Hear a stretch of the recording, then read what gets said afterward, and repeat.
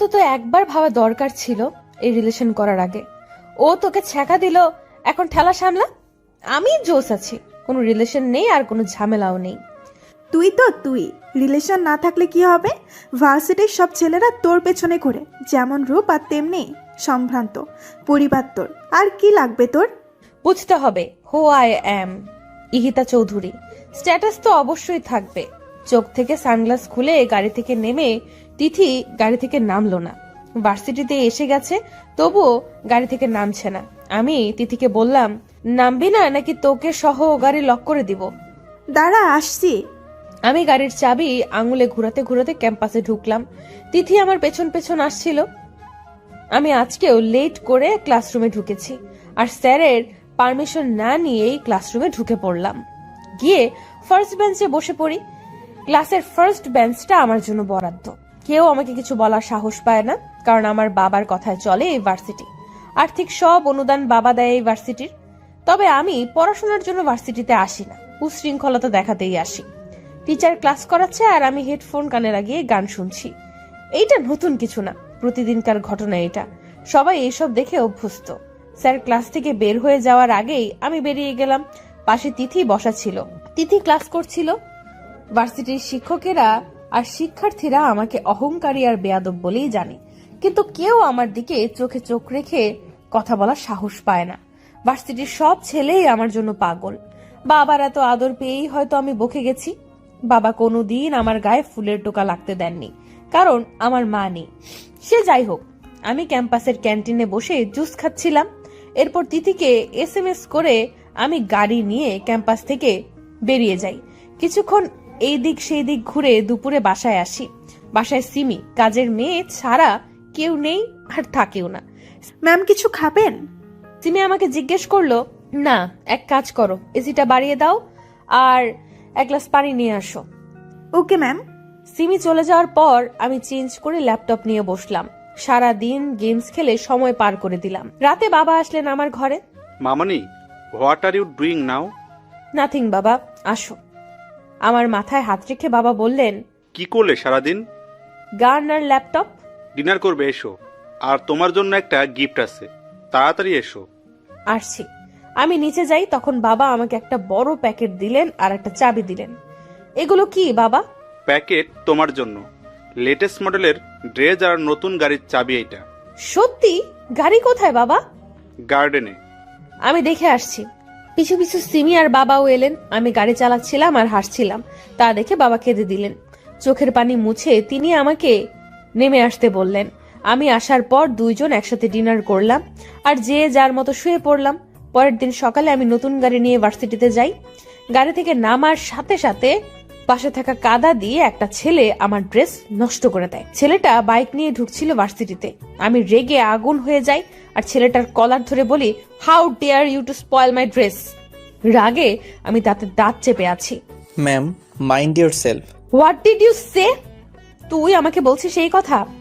এই ছেলে, এই ছোট লোক, তোর এত বড় সাহস কি করে হয় ইহিতা চৌধুরীর সাথে এইভাবে কথা বলার? অব্র বাইক থেকে নামে, সাথে ছিল অব্রর ফ্রেন্ড, সেও নামে। আর আমার এমন আচরণ দেখে সবাই ক্যাম্পাসে জড়ো হয়। এই যে মিস, কথা সাবধানে বলুন। আমার বিহেভ ছোট লোকদের মতো করিনি যে এইভাবে আমায় অপমান করবেন। তুই কি ইউনিভার্সিটির স্টুডেন্ট?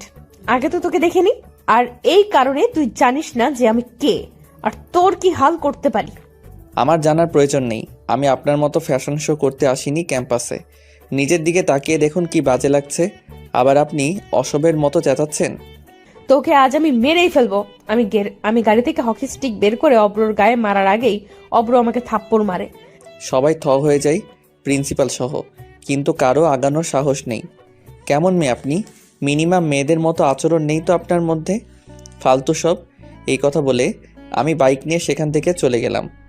ইহিতা গালে হাত দিয়ে স্টিল দাঁড়িয়ে আছে। তিথি ইহিতার বাবাকে ফোন দিয়ে ভার্সিটিতে আসতে বলেছে এতক্ষণে। ইহিতার বাবাকে দেখে সবাই সালাম দেয় আর প্রিন্সিপাল এগিয়ে আসেন। ইহিতাকে ঠায় দাঁড়িয়ে থাকতে দেখে ইহিতার বাবা সামনে গেলেন, কিন্তু ইহিতা নড়ছে না। এরপর তিথি সব বলার পর ইহিতার বাবা চশমা চোখ থেকে খুলে ভেঙে ফেলেন আর প্রিন্সিপালকে জিজ্ঞেস করেন ইহিতাকে কোন ছেলে মেরেছে। তাকে যেন 1 মিনিটে এখানে আনে। প্রিন্সিপাল আমাকে ডেকে পাঠালেন। আমি ইহিতার বাবার সামনে আসলাম। তোর সাহস হয় কি করে আমার কলিজার উপর হাত তোলা? যাকে এখনো একটা পিঁপড়া কামড় দেয়নি, আর আজ তাকে তুই মেরেছিস। দেখ কি করেছিস আমার মেয়ের। What is this? এটা কি ভার্সিটি নাকি কারো বাবার সম্পদ? আর আপনার মেয়ে আমার সাথে কি করেছে সেটা দেখেননি? না দেখে কেন মারলেন আমাকে? আমার মেয়ে তোকে মেরে ফেলবে, তবু একটা আওয়াজ করতে পারবি না। তুই কোন সাহসে মেরেছিস আমার মেয়েকে? জবাব দে। সরি, সেইটা আপনার মেয়েকেই জিজ্ঞেস করবেন। আমার ক্লাস আছে, ছাড়ুন। এই বলে আমি সেখান থেকে চলে এলাম। ইহিতার বাবা ইহিতাকে গাড়িতে বসিয়ে নিয়ে গেল বাসায়। ইহিতার গালে আমার 3 আঙ্গুলের দাগ স্পষ্টভাবে ফুটে আছে। সিমিকে দিয়ে ইহিতার গালে যত মেডিসিন আছে সব লাগালো ইহিতার বাবা। ইহিতা চুপ করে আছে এখনো। ইহিতাকে কথা বলতে বলছে সিমি আর ইহিতার বাবা, কিন্তু ইহিতা কথা বলছে না। ইহিতা এই প্রথম কারো হাত থেকে মার খেলো। কোনো শিক্ষক কোনোদিন তার দিকে চোখ রাঙিয়ে কথা বলেনি, আর মার দেওয়া তো দূর, কিন্তু আমি আজ ইহিতাকে ভার্সিটির সবার সামনে চর মেরেছি। ইহিতার কাছে এটা অনেক বেশি যন্ত্রণা লাগছে। এক পর্যায়ে ইহিতা ঘরে সব কিছু ভাঙচুর করতে শুরু করে। আশরাফ চৌধুরী ইহিতাকে বলেন, মা, তোর যত খুশি ভাঙ, কিন্তু একটু কথা বল আর একটু শান্ত হ। বাবা, ওই ছেলেকে আমি আস্ত রাখবো না। ও আমায় মেরেছে। ইহিতা চৌধুরীকে মেরেছে। ও শেষ করে ফেলবো আমি ওকে। আমি নিজে ওকে শাস্তি দিব, তুই শুধু একটু শান্ত হ ইতিতা। এরপর ইহিতা চুপচাপ বিছানায় গিয়ে আয়নায় নিজের মুখ দেখছে। এখনো হাতের ছাপ দেখা যাচ্ছে। এরপর ইহিতা আয়নাও ভেঙে ফেলে। পরে 1 মাস ইহিতা ভার্সিটিতে যায়নি, এমনকি বাসা থেকেও বের হয়নি। ওইদিকে আমার ঠিকানা কেউ জানে না বলে ইহিতার বাবা আমাকে কিছু করতে পারেননি। 1 মাস পর ইহিতা ভার্সিটিতে যায়। আমি 4 তলায় আনমনে হয়ে দাঁড়িয়ে আছি। ইহিতার গাড়ি দেখে চমকে গেলাম। দ্রুত নিচে নেমে আসি। ইহিতা একটা বই হাতে নিয়ে ক্লাসরুমের দিকে যায়। আমি ইহিতাকে থামাই। ইহিতা। ইহিতা পেছন ঘুরে রাগী দৃষ্টিতে তাকালো আমার দিকে। সরি, সেদিন আপনাকে থাপ্পড় মেরেছিলাম বলে। আমি চট করে রেগে গিয়ে কি করি আমার খেয়াল থাকে না, তাই ওইভাবে রিয়েক্ট করে ফেলেছিলাম। আপনি গত 1 মাস আসেননি ভার্সিটিতে, তাই সরি বলতে পারিনি। ইহিতা কিছুই না বলে উপরে চলে যায়। ইহিতা আর আমি দুইজনই কেমিস্ট্রি ডিপার্টমেন্টের স্টুডেন্ট, কিন্তু আমাকে দেখে কেউ বলবে না যে আমি স্টুডেন্ট। মনে হয় পড়ালেখা শেষ।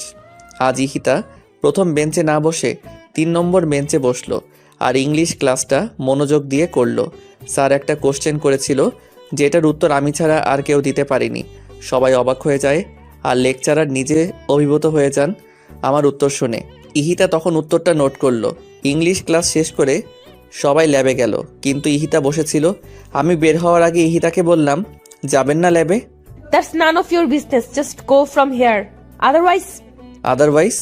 হ্যাঁ, ওই দিন কিছু বলিনি, বাট এইটা ভেবো না ইহিতা কিছু করতে পারে না। ওকে, ভাবলাম না। এই বলে আমি চলে গেলাম। ক্লাস শেষ হওয়ার পর আমি ক্যাম্পাসে বন্ধুদের সাথে আড্ডা দিচ্ছিলাম। ইহিতা গাড়িতে উঠতে যাবে, তখন এক ভিক্ষুক এসে দাঁড়ালো ইহিতার সামনে। ইহিতা রেগে যায়। আমি ছাড়া আর কি কেউ নেই দান করার? আমার কাছে কেন আসলি? অব্রর এইটা দেখে প্রচন্ড রাগ হয়। আমার সামনে দাঁড়িয়ে মানিব্যাগ থেকে 500 টাকার একটা নোট বের করে ভিক্ষুককে দিয়ে সেখান থেকে চলে যেতে বলল। গাড়ি বাড়ি থাকলেই মানুষ মানুষের মতো হয় না, অধিকাংশ ক্ষেত্রে কুকুরই হয়, যেমনটা আপনি নিচে। এই কথা বলে আমি 1 সেকেন্ড না দাঁড়িয়ে বাইক নিয়ে চলে গেলাম। আমি রাগে গাড়ি হাই স্পিডে চালিয়ে বাসায় এলাম। আমি বাবাকে ফোন করে বাসায় আসতে বললাম। বাবা অফিসের সব কাজ ফেলে বাসায় চলে আসলেন। বাবা, এই ভার্সিটিতে হয় ওই ছোট লোকটা থাকবে, নয়তো আমি। কোন ছোট লোক? ওই দিন যে আমায় মেরেছিল। ও আবার কি করেছে তোমায়? আজকে ও আমায় কুকুর বলেছে। কুকুর? হোয়াট? আমি এখনই প্রিন্সিপালের সাথে কথা বলছি। ওই ছেলেকে ভার্সিটি থেকে বের করে দিন। স্যার, সেটা সম্ভব না। হোয়াট? আপনি আমাকে বলছেন সম্ভব নয়? সরি স্যার, ছেলেটা অনেক মেধাবী আর আউটস্ট্যান্ডিং পার্সোনালিটি। ওর মতো ভার্সিটিতে সেকেন্ড কপি নাই। আর সবচেয়ে বড় কথা, এইবার ভিপি ইলেকশনে ইতিতা মামুনির বিরুদ্ধে অব্র দাঁড়াবে। হোয়াট? আমার মেয়ের বিরুদ্ধে? হ্যাঁ স্যার, তাই আর সেই চান্সটা নেই বের করার। পরে ভার্সিটির ছেলেমেয়েরা খেপে যাবে আর কমিশনার পর্যন্ত গড়াবে এই ঘটনা। তাই আমি আর রিস্ক নিতে চাচ্ছি না, মাফ করবেন। আমি ফোন রেখে দিয়ে ইতিতাকে সব বললাম, আর ইতিতা রাগে ফ্লাওয়ার ভাস ভেঙে ফেলে। ওই ছেলের সাহস হয় কি করে হিতার বিরুদ্ধে দাঁড়ানোর? আর বাবা, তুমি কিছুই করতে পারছো না। মামনি, প্রিন্সিপাল যেখানে অনর সেখানে আমি কি করতে পারি? বাট তুই টেনশন করিস না, সবাই তোকেই জয়ী করবে। তুই মাথা ঠান্ডা করে একটু বাইরে থেকে ঘুরে আয়। নো, আমি কোথাও যাব না। পাগলামি করিস না ইতিতা, চল আমার সাথে, বাইরে যাব। রেডি হয়ে আসি। যা, তাড়াতাড়ি আসবি কিন্তু। ওকে। বাবা আমার মন ভালো করতে বাইরে ঘুরতে নিয়ে যায়। সিটি ম্যাক্সের সামনে আমি অব্রকে দেখি আয়মান মির্জা আর মিসেস আয়মান মির্জার সাথে। আমি বাবাকে বলি গাড়ি থামাতে। বাবা, ওই ছেলে এখানে কি করছে, তাও আয়মান মির্জার সাথে? আয়মান মির্জা কই দেখি? দেখো। সত্যি তো আয়মান মির্জার সাথে এই ছেলে, আর এই ক্ষেত মার্কা ছেলেকে দেখ কি স্মার্ট লাগছে। ব্যাপার কি? বাদ দাও, চলো। এই কথা বলে আমি সেখান থেকে চলে এলাম। আয়মান মির্জা হচ্ছে ওয়ার্ল্ড ইয়াং লিডারশিপের মেইন লিডার। আমি বাসায় এসে ভাবতে লাগলাম আয়মান মির্জার সাথে ওই ছেলে কেন থাকতেও পারে, তা আমার কি। আমি এসব ভাবতে ভাবতে ঘুমিয়ে গেলাম। 3 দিন পর ভিপি ইলেকশন। ভার্সিটিতে এই নিয়ে অনেক হইচই হচ্ছে, কারণ এই প্রথম আমার বিরুদ্ধে কেউ ইলেকশন করছে। আমি যথারীতি ভার্সিটিতে গিয়ে যা করার তাই করলাম। কোনো ক্লাস না করে এই বাসায় চলে আসলাম। ইলেকশনের আগে পর্যন্ত আমি ভার্সিটিতে যাইনি। আমি ভার্সিটিতে না গেলে অব্র ক্লাস না করে বাইরে বসে থাকে মন খারাপ করে। এই 2 দিন অব্র তাই করলো, কারণ আমি আসিনি। ইলেকশনের দিন আমি আসলাম ক্যাম্পাসে, নীল রঙের শার্ট আর বাদামি রঙের প্যান্ট পরে, চুলগুলো খোলা আর সানগ্লাস পরা। অব্র অনেকক্ষণ তাকিয়েছিল, তারপর চোখ সরিয়ে নিজের কাজ করলো। আমাকে আর অব্রকে একসাথে থাকতে বলা হয়েছে, কিন্তু আমি সেই কথা না শুনে দোতলায় গিয়ে ফোনে গেমস খেলছি নিশ্চিন্ত মনে, কারণ আমার কনফিডেন্স আছে আমিই জিতবো। সারাদিন আমি একই জায়গায় বসে রইলাম। রাতে ইলেকশনের রেজাল্ট পাবলিশ করে প্রিন্সিপাল, আর রেজাল্ট আমার বিরুদ্ধে, অর্থাৎ অব্র জিতেছে ইলেকশনে। অব্রর কোনো ভ্রুক্ষেপ না করেই আমার দিকে তাকালো। আমি হাতের ফোন ভেঙে ফেলি আর গাড়ি নিয়ে খুব দ্রুত সেখান থেকে বেরিয়ে যাই। বাবা এই কথা শোনার পর প্রিন্সিপালকে প্রচুর থ্রেট করে। আমাকে তিনিই সামলাচ্ছেন। আর অন্যদিকে আমি বাসায় গিয়ে ইহিতার কথা ভাবছি, মেয়েটা কি করছে না করছে এই নিয়ে। খুব বেশি বাড়াবাড়ি কি হয়ে যাচ্ছে? এসব ভাবতে ভাবতে আমি ঘুমিয়ে পড়ি। পরের দিন আমাকে ব্যাচ আর দায়িত্ব দেওয়া হয় আর শপথ করানো হয়, কিন্তু ইহিতা ভার্সিটিতে আসেনি। আমার মন ভীষণ খারাপ। এইভাবে 7 দিন চলে যায়, কিন্তু ইহিতা ভার্সিটিতে আসে না। এরপর আমি ইহিতার বাসায় চলে যাই। ইহিতা আমাকে দেখে অবাক তো হয়ই, সাথে তেলে বেগুনে জ্বলতে থাকে। আমি ইহিতাকে বললাম, ভার্সিটিতে যাও না কেন? আমাকে তুমি বলছো কোন সাহসে? ঝগড়া বাদ দাও, ভার্সিটিতে চলো। How dare you to force me? কোন সাহসে এসব কথা আসছে মুখ দিয়ে? ভিপি হিসেবে কলেজের প্রত্যেকটা স্টুডেন্টের প্রতি আমার দায়িত্ব রয়েছে, সো চলো। আমি যাব না না না। তুমি যাবে যাবে আর যাবে। আমার হাত ধরার সাহস কোথায় পেলি ছোট লোক? যা খুশি বলো। ও হ্যাঁ, আজকে থেকে প্রতিদিন ভার্সিটিতে যাবে আর নিয়মিত ক্লাস করবে। আর মোস্ট ইম্পর্টেন্টলি, এসব ড্রেস আর পরা যাবে না। যাও তাড়াতাড়ি চেঞ্জ করে এটা পরে আসো। My foot. প্যাকেটটা ছুঁড়ে মেরে আমি বললাম, এইটাই যে তোমায় পড়তে হবে ইহিতা চৌধুরী। বের হ আমার বাসা থেকে। Just get out from here. আগে ভার্সিটিতে চলো।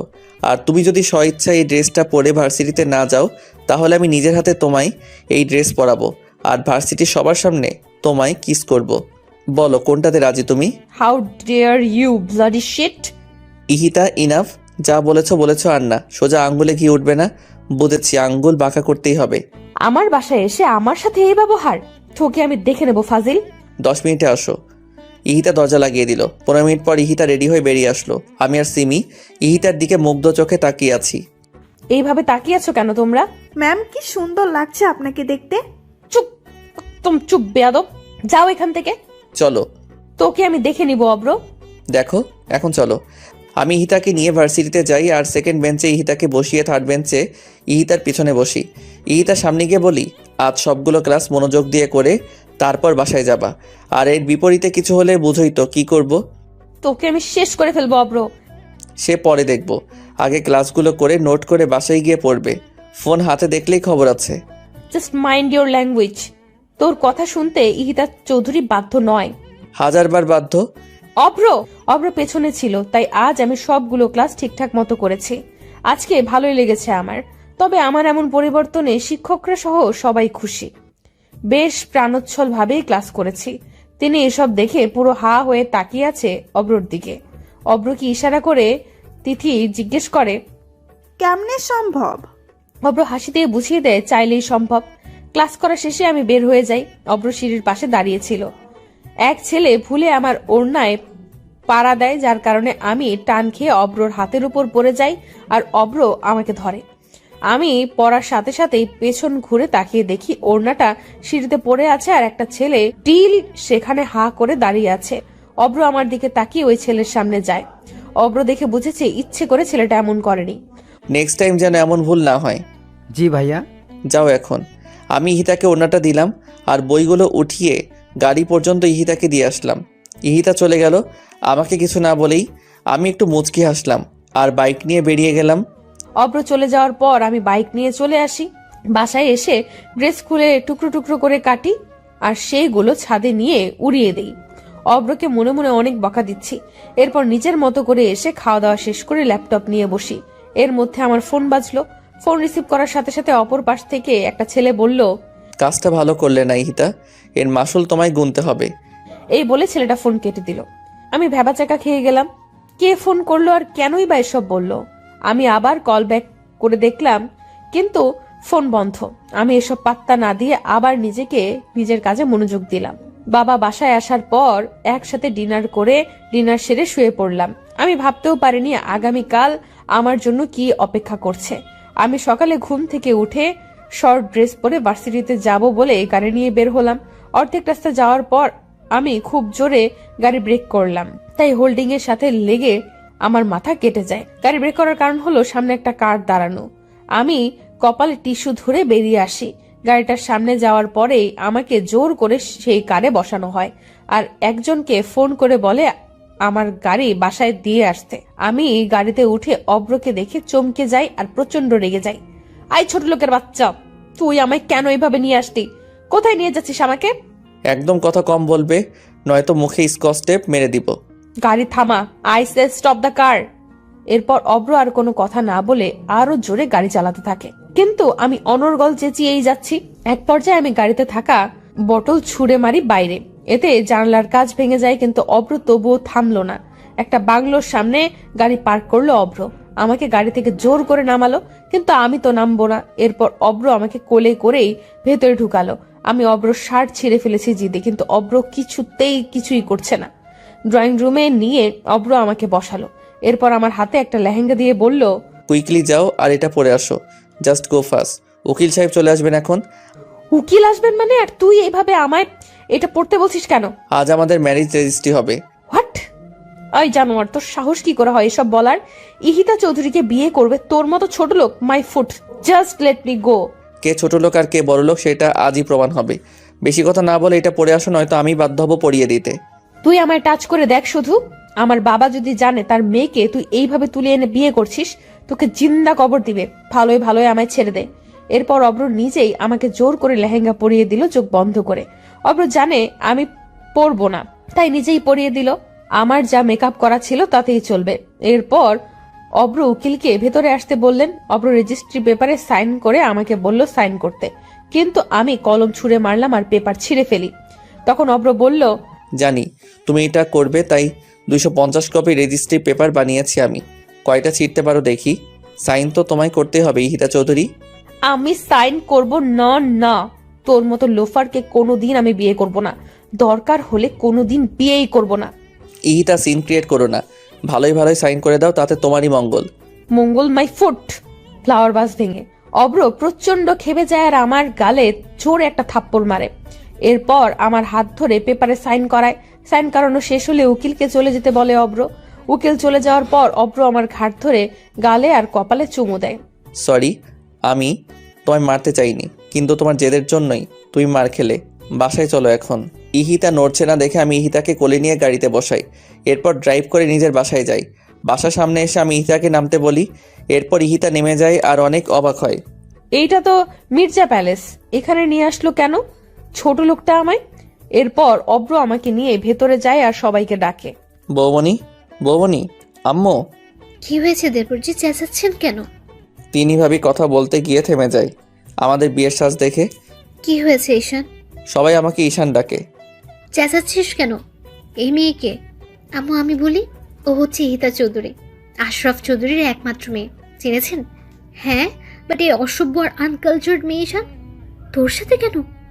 আম্মু, আমি হিতাকে ভালোবাসি আর এই কারণেই তোমাদেরকে না জানিয়ে বিয়ে করে এনেছি। তার জন্য আমি সরি। বৌমনিকে বলেছি সব, ভাইয়াও জানে, তুমি আর পাপা জানো না শুধু। 1 মিনিট, এখানে কোনো কমেডি শো হচ্ছে? তুই ফ্যামিলির ছোট ছেলে, আই মিন ঈশান মির্জা। হ্যাঁ ইহিতা। কিন্তু আমি যতটুকু জানি আয়ান মির্জার ছোট ছেলে লন্ডন থেকে পড়াশোনা করে আর সেখানে সে সেটেল। তাহলে ভার্সিটিতে তুমি কেন ছিলে? তোমার জানা ভুল নয়, আমি লন্ডন থেকে পিএইচডি করেছি ইন ইংলিশ। হোয়াট? তাহলে এই ভার্সিটি? সে অনেক কাহিনী ইহিতা, এখন ফ্রেশ হয়ে রেস্ট করো। আর ঈশান তুমি ইহিতার বাবাকে কল করে আসতে বলো, আমি পাপা আর আইমানকে আসতে বলেছি। ঠিক আছে বৌমনি। আর আম্মু, তোমার সাথে আমার কিছু কথা আছে, তোমার ঘরে চলো। আর বৌমনি, তুমি ওকে আমার ঘরে নিয়ে যাও। তোর সাথে আমার কোনো কথা নেই ঈশান। আমার ছেলে আজ বিয়ে করেছে, তাও আমাদের না জানিয়ে। বা ঈশান বাহ। আম্মু একবার শুনুন ও কি বলতে চায়, তারপর না হয় সবটা বিচার করবেন। বৌমা, তুমি ওকে সাপোর্ট করছো? না মা, আমি শুধু আপনাকে শুনতে বলছি ঈশানের কথাগুলো। আয় আমার ঘরে। মা সেখান থেকে চলে গেলেন। যাও, আর শুনো, রেখে যেও না, ঠান্ডা মাথায় বুঝিও। আমি ঈশানকে এ কথা বলে ইতাকে নিয়ে উপরে গেলাম, আর ঈশান পা টিপে টিপে আম্মুর ঘরে গেল। আম্মু সরি, তো তোমার ছেলে না হয় একটা ভুল করে ফেলেছে, মাফ করে দাও। না ছাড় তুই আমাকে। আমি কোনো সাধারণ ঘরের মেয়েকে আমার ছোট ছেলের বউ বানাতে চেয়েছিলাম, যে হবে নম্র ভদ্র, ঠিক আমার তিন্নি মায়ের মতো। এই বেয়াদব মেয়ের মতো মেয়েকে চাইনি। আম্মু, বৌমনির সাথে কারো তুলনা চলে না। ইহিতা অনেক ভালো মেয়ে, কিন্তু শাসনের অভাবে এমন হয়ে গেছে। প্লিজ আম্মু, ওকে কষ্ট দিও না, কারণ জানোই তো ওর মা নেই। আমার জন্য হলেও অন্তত ওকে মেনে নাও। তুমি আর বৌমনি হেল্প করলেই ও ঠিক হয়ে যাবে। প্লিজ আম্মু, প্লিজ। ঈশান, আমি কোনো ফোর্স শুনবো না। যা তুই এখান থেকে। ওয়েল স্টাবলিশ করেছি তোদের দুই ভাইকে। আমি আর তোর পাপা মিলে কোনো দিন কোনো কিছুতে অপূর্ণ রাখিনি। দেশের বাইরে রেখে মানুষ করেছি তোদের, যাতে কোনো বাজে সঙ্গ না পাস। কিন্তু ঈশান, আজ তোর ভাইয়ের স্ট্যাটাসটা কোথায় থাকবে, আর তোর পাপারই বা ইমেজ কোথায় থাকলো? তা পারো কি ভাবলি না? তোর কথা আমি বাদই দিলাম। 14 বছর পর দেশে এসে 14 দিন যেতে না যেতে এই কাজ করে ফেললি। আম্মু মাফ করে দাও আমায়, জীবনের প্রথম আর শেষ ভুল এইটাই। ঈশান, লিভ মি অ্যালোন। আম্মু। ঈশান, ডোন্ট বি ইমোশনাল। এসব আমার একদম পছন্দ নয়। আম্মু আসবো? আয়। ভাইয়া আম্মুকে একটু বোঝা না, দেখ আম্মু কিছুতেই বুঝতে চাইছে না। তুই যা, আমি দেখতেছি। ভাইয়া। ঈশান, যেতে বলছি না আমি? যাচ্ছি। বাবু, আমি তোর কাছ থেকে ওর হয়ে সাফাই শুনতে চাই না। আম্মু, তুমি কি ভেবে দেখেছো? ও তোমার ছোট ছেলে, আর আমাদের সবার কত আদরের। ও না হয় একটা ভুল করেই ফেলেছে, তাই বলে কি আমার ভাই কাঁদবে? তুমি বলো আম্মু। কোনোদিন তো আমাদের দুই ভাইয়ের চোখের পানি তুমি ফোলেরও পড়তে দাওনি, আর আজ ঈশান কাঁদতে কাঁদতে চলে গেল, সেটা দেখলে না আম্মু? মা কথাটি শুনে চুপচাপ দাঁড়িয়ে আছেন। আমি আবার বললাম, আম্মু প্লিজ আম্মু, মন খারাপ করো না। 5 বছর ধরে ঈশান ঈশিতাকে পাগলের মতো ভালোবাসে, যার কারণে ও বাংলাদেশে আসে। আজ কি ওর ভালোবাসা বৃথা যাবে আম্মু? 25 বছর ধরে আমি মানুষ করলাম, সেই মূল্য কি ও দিয়েছে বাবু? আম্মু, তোমার মূল্য ও কি করে দিবে? তোমার ভালোবাসার কোনো মূল্য আমাদের কাছে নেই আম্মু। ইহিতা ঠিক হয়ে যাবে, শুধু সময় লাগবে। তুমি আর তিন্নি ওকে সাপোর্ট করো, দেখবে সব ঠিক হয়ে গেছে। আম্মু, এই নাও নেকলেস, ইহিতাকে বরণ করো এইটা দিয়ে। আইমান একটা হীরার নেকলেস আমার হাতে দিয়ে বলল, বাবু প্লিজ আম্মু চলো। চল। থ্যাংক ইউ আম্মু, জানি তুমি বুঝবে। আমার আম্মু বেস্ট। হয়েছে, এখন চল ঈশানের ঘরে। আসো। ওদিকে আমি ঈশানের ঘরে গিয়ে থতমত খেয়ে গেলাম। দেওয়ালের সব জায়গায় ঈশানের ছবি। এত সুন্দর লাগছে ঈশানকে, যা আমি মুগ্ধ হয়ে শুধুই দেখছি। ভাবি বলল, এটাই আমার দেবর, আর এতদিন যে রূপ দেখেছো সেটা সাময়িক, শুধুমাত্র তোমার জন্য।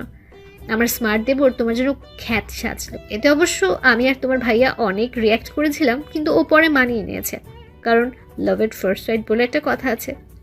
আপনাকে আমি পার্সোনালি চিনি না, কিন্তু আপনার বিষয়ে যতটুকু জানতাম আপনি তার থেকে অনেক বেশি ভালো। তাই? আমি মোটেও ভালো না, যখন বকবো তখন বুঝবে। তিন্নি আসবো? আসো, তুমি কখন আসলে? 20 মিনিট হবে। ঈশান কই? ও তো ঘরে আসে নাই।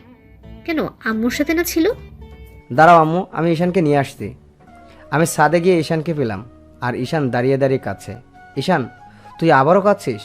ভাইয়া তুমি চল, কোথায়? সারপ্রাইজ আছে, চল। আমি ঈশানকে নিয়ে ঈশানের ঘরে গেলাম। ঈশানকে দেখে ইহিতা রেগে গেল, কিন্তু তিন্নির ইশারাতে থেমে গেল ইহিতা। মা ইহিতাকে নেকলেস পরিয়ে দিয়ে দোয়া করলেন, কিন্তু ইহিতা এতে ভ্রুক্ষেপই করলো না। ইহান আমাকে জড়িয়ে ধরলো। ভাইয়া তোকে কোনোদিন থ্যাঙ্কস দেইনি, আর আজও দিব না। শয়তান ছেলে, তোর কাছ থেকে আমি থ্যাঙ্কস চেয়েছি। ইউ আর বেস্ট ভাইয়া।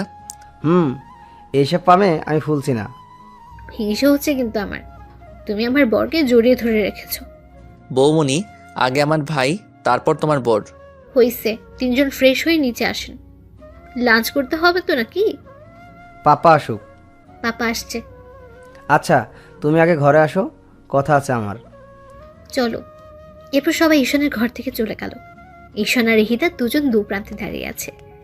ইহিতা আর আমি দুইজন দুই দিকে দাঁড়িয়ে আছি। আমি ইহিতাকে বললাম, লাঞ্চ করবে? ফ্রেশ হয়ে এসো। আমি গেস্ট রুমে যাচ্ছি ফ্রেশ হতে। আমি বাসায় যাব এন্ড রাইট নাও। ইহিতা, যা বলেছি করো। বেশি কথা বলে আমাকে রাগিও না। ঈশানের আসল রূপ কিন্তু তুমি দেখোনি। আসল রূপ? I don't care who are you. আমি আমার জায়গায় থাকলেই হবে। বিকেলে আমি বাসায় চলে যাব। আগে তো দেখো ঘর থেকে বাগানে যেতে পারো কিনা, আর বাসা তো অনেক দূর। তোর মন তো নির্লজ্জ, আমি খুব কম দেখেছি। এইটা স্বাভাবিক। ভালোবাসার কাছে নির্লজ্জ না হলে তা আদায় করা যায় না। ভালোবাসা মাই ফুট। তোর এই ভালোবাসাই তোকে বিপদে ফেললো। হুম, বিপদে পড়িনি। আর তুই বলার মতো সম্পর্ক না এখন তোমার আর আমার মধ্যে, তাই তুমি করে বলো। তুমি যাও। তোর মতো চিটারকে ইথিকা কখনোই তোকে তুমি বলবে না। ইহিতে একটা কথা বলি শুনো। আম্মু, পাপা, বৌমনি আর ভাইয়া, এই চারজন যাতে তোমার কাছ থেকে যথেষ্ট রেসপেক্ট পায়। আমাকে যা ইচ্ছা বলো তুমি, কিন্তু ওদের দিকে কোনোদিন চোখ তুলেও কথা বলবে না। সেই দিন তাহলে আমি কি করব তোমায় জানি না। এই বাসায় আমি থাকলে তো বিহেভের কথা আসবে। আমি আজই চলে যাব। ওই যে বললাম, গিয়ে আগে দেখাও। ইহিতা কিছু বলার আগে ভাবি নক করে রুমে। আমি আসতে বললাম ভাবিকে। ঈশান যাও, ফ্রেশ হয়ে আসো, আজকে সবাই একসাথে লাঞ্চ করব। যাচ্ছি, কিন্তু তোমার হাতে কি এইগুলো বৌমনি? যাও, পরে দেখতে পারবে। যাচ্ছি। ঈশান চলে যাওয়ার পর আমি ইহিতার সামনে গিয়ে দাঁড়ালাম আর ইহিতাকে বললাম, ইহিতা ফ্রেশ হয়ে এই শাড়ি আর গহনাগুলো পরবে। ইহিতার হাতে দিয়ে বললাম। হোয়াট? আমি এসব পড়তে পারবো না, আমাকে টি শার্ট দিন। ইহিতা, মির্জা পরিবারের বউরা কখনো এসব পরে না। এই পরিবারের একটা ট্রেডিশন আছে, তোমাকেও সেটা মানতে হবে, অন্তত দিনের বেলাতে। বৌমনি, আই কান্ট। ইহিতা, তুমি পারবে। তুমি শাড়ি পরে দেখো কতটা ভালো লাগবে তোমাকে। আর আজ তোমার আর ঈশানের সবচেয়ে মধুর একটা দিন। নিজেকে সুন্দরভাবে সাজাও ওর জন্য, দেখবে ও অনেক খুশি হবে। বৌমনি, আমার কোনো ইচ্ছে নেই ওই স্টুপিডটার জন্য শাস্তে। ওকে আমি ঘৃণা করি, জাস্ট হেট হিম। সময় হোক, তখন বুঝবা ঈশান কি আর কেমন। এখন চটপট রেডি হয় না। ওর সম্পর্কে জানার কোনো ইন্টারেস্ট নেই আমার, আর আমি শাড়ি পরতে পারি না। আমি হেল্প করব। যাও গোসল করে আসো আগে, ওয়াশরুমে টাওয়াল রাখা আছে। যাচ্ছি। ইহিতা বের হয়ে আসার পর আমি ইহিতাকে সুন্দর করে সাজিয়ে দিলাম আর ইহিতাকে শাড়ি আর গহনা পরিয়ে দিলাম। দেখো তো এখন কেমন লাগছে নিজেকে। ইহিতা অবাক হয়ে যায় নিজেকে দেখে। শাড়ির সাথে যেই ইথিকাকে যায় না, সেই ইথিকা আজ শাড়ি পরেছে আর গা ভর্তি গহনা। অবাক লাগছে নিজেকে দেখে। কি বললে না কেমন লাগছে? বৌমনি, এতগুলো গহনা পরতে পারছি না, খুলে রাখি এগুলো। না, অভ্যাস করতে হবে। কিন্তু অনেক ভারী তো। কিচ্ছু হবে না, এখন নিচে চলো।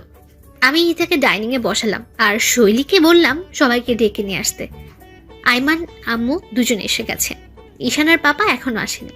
আমি পাপাকে ডেকে নিয়ে আসলাম। ইহিতাকে দেখে পাপা বললেন, মার্শাআল্লাহ, আমাদের ঈশানের পছন্দ আছে বলতে হবে। রাহেলা, পাপা, দেখতে হবে তো ভাইয়াকার। ভাবি আমাকে ইশারা করে বলল পাপাকে সালাম করতে। আমি সালাম করে দিলাম। আমি সালাম দিলাম শুধু, আর কিচ্ছু বলল না।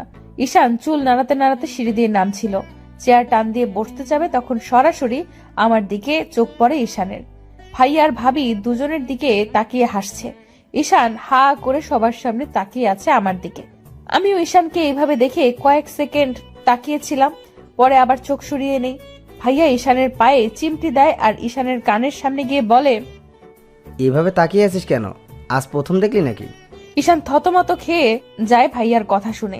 ভাবি যখন ঈশানের প্লেটে ভাত দিচ্ছিল তখন ঈশানকে আস্তে করে বলে, রাতে দেখো মন ভরে, এখন খাও। তখনও ঈশান আমার দিকে অপলকে তাকিয়েছিল। ভাবি ঈশানকে আমার পাশে গিয়ে বসতে বলল। ঈশান তখন উঠে গিয়ে আমার পাশে বসে। ভাবি ভাইয়ার পাশে বসে পড়ে। সবাই খাওয়া শেষ করে, কিন্তু আমি খাচ্ছি না। মিসেস মির্জা বললেন, এটা খাচ্ছ না কেন? বসে আছো যে? ঠিকই তো। ইহিতা কি হয়েছে? খাচ্ছ না কেন? রান্না ভালো হয়নি? না আসলে কি হয়েছে বলো। আমি নিজের হাতে খাইনি কখনো, চামচ ধরতেই আনইজি লাগছে। ও এই কথা। ঈশান, ইহিতাকে খাইয়ে দে। না আমি খেতে পারবো। না, পারবে না। ততক্ষণে খাবার খেয়ে আম্মু আর পাপা টেবিল থেকে উঠে গেছেন। ইহিতা খুব আনইজি ফিল করছিল, ঘেমে যাচ্ছে পুরো ইহিতা। আমি ঈশানকে ধমক দিয়ে বললাম, তোমার ভাই কি বলে শোনো না ঈশান? শুনেছি, দিচ্ছি তো। ইহিতার প্লেট হাতে নিয়ে আমি হা করতে বলি ইহিতাকে। ইহিতা কিছু বলে না, সে আমার হাতে খাবে না এইটাই বোঝাতে চাইছে। আমি বুঝেও না বোঝার ভান করে ইহিতাকে জোর করে খাইয়ে দেই। ভাইয়া তখন ভাবিকে বলল, আমিও তোমায় খাইয়ে দিই, হা করো। তিনি হেসে দেয় আর আমার হাত থেকে খাবার খাই। তিনি ইহিতাকে বলছে, এখন খেতে পারছো? ইহিতা বললো শুধু। খাওয়া শেষ করে সবাই উঠে গেল। আয়মান ডেকোরেটরদের সাথে কথা বলছে আর বাসর সাজানোর ব্যাপারে। আমার পছন্দ মতো ঈশানের ঘরকে সাজানো হয়েছে। ইহিতা আমার ঘরে ছিল আর ঈশান বসেছিল। সন্ধ্যায় ইহিতার বাবা মির্জা প্যালেসে আসলেন। ঈশানের উপর প্রচন্ড রেগে যান উনি। তারপর আয়মান ওনাকে বোঝায়, কিন্তু উনি মানতেই চাচ্ছেন না। কেন চাচ্ছেন না সে কারণও বলছেন না। তখন আব্বু আর বাবা চৌধুরীকে বোঝান, তবু উনি শান্ত হতে পারছেন না। ইহিতা চলে যেতে চায় বাবার সাথে, কিন্তু ঈশান ইহিতার হাত ধরে আছে খুব শক্ত করে। ইহিতার হাতে ঈশানের 5 আঙ্গুলের ছাপ পড়ে গেছে। কোনোভাবেই ছাড়াতে পারছেন ইহিতা নিজেকে ঈশানের কাছ থেকে। ঈশান তখন চৌধুরীকে বলল, বাবা, ও এখন আমার স্ত্রী।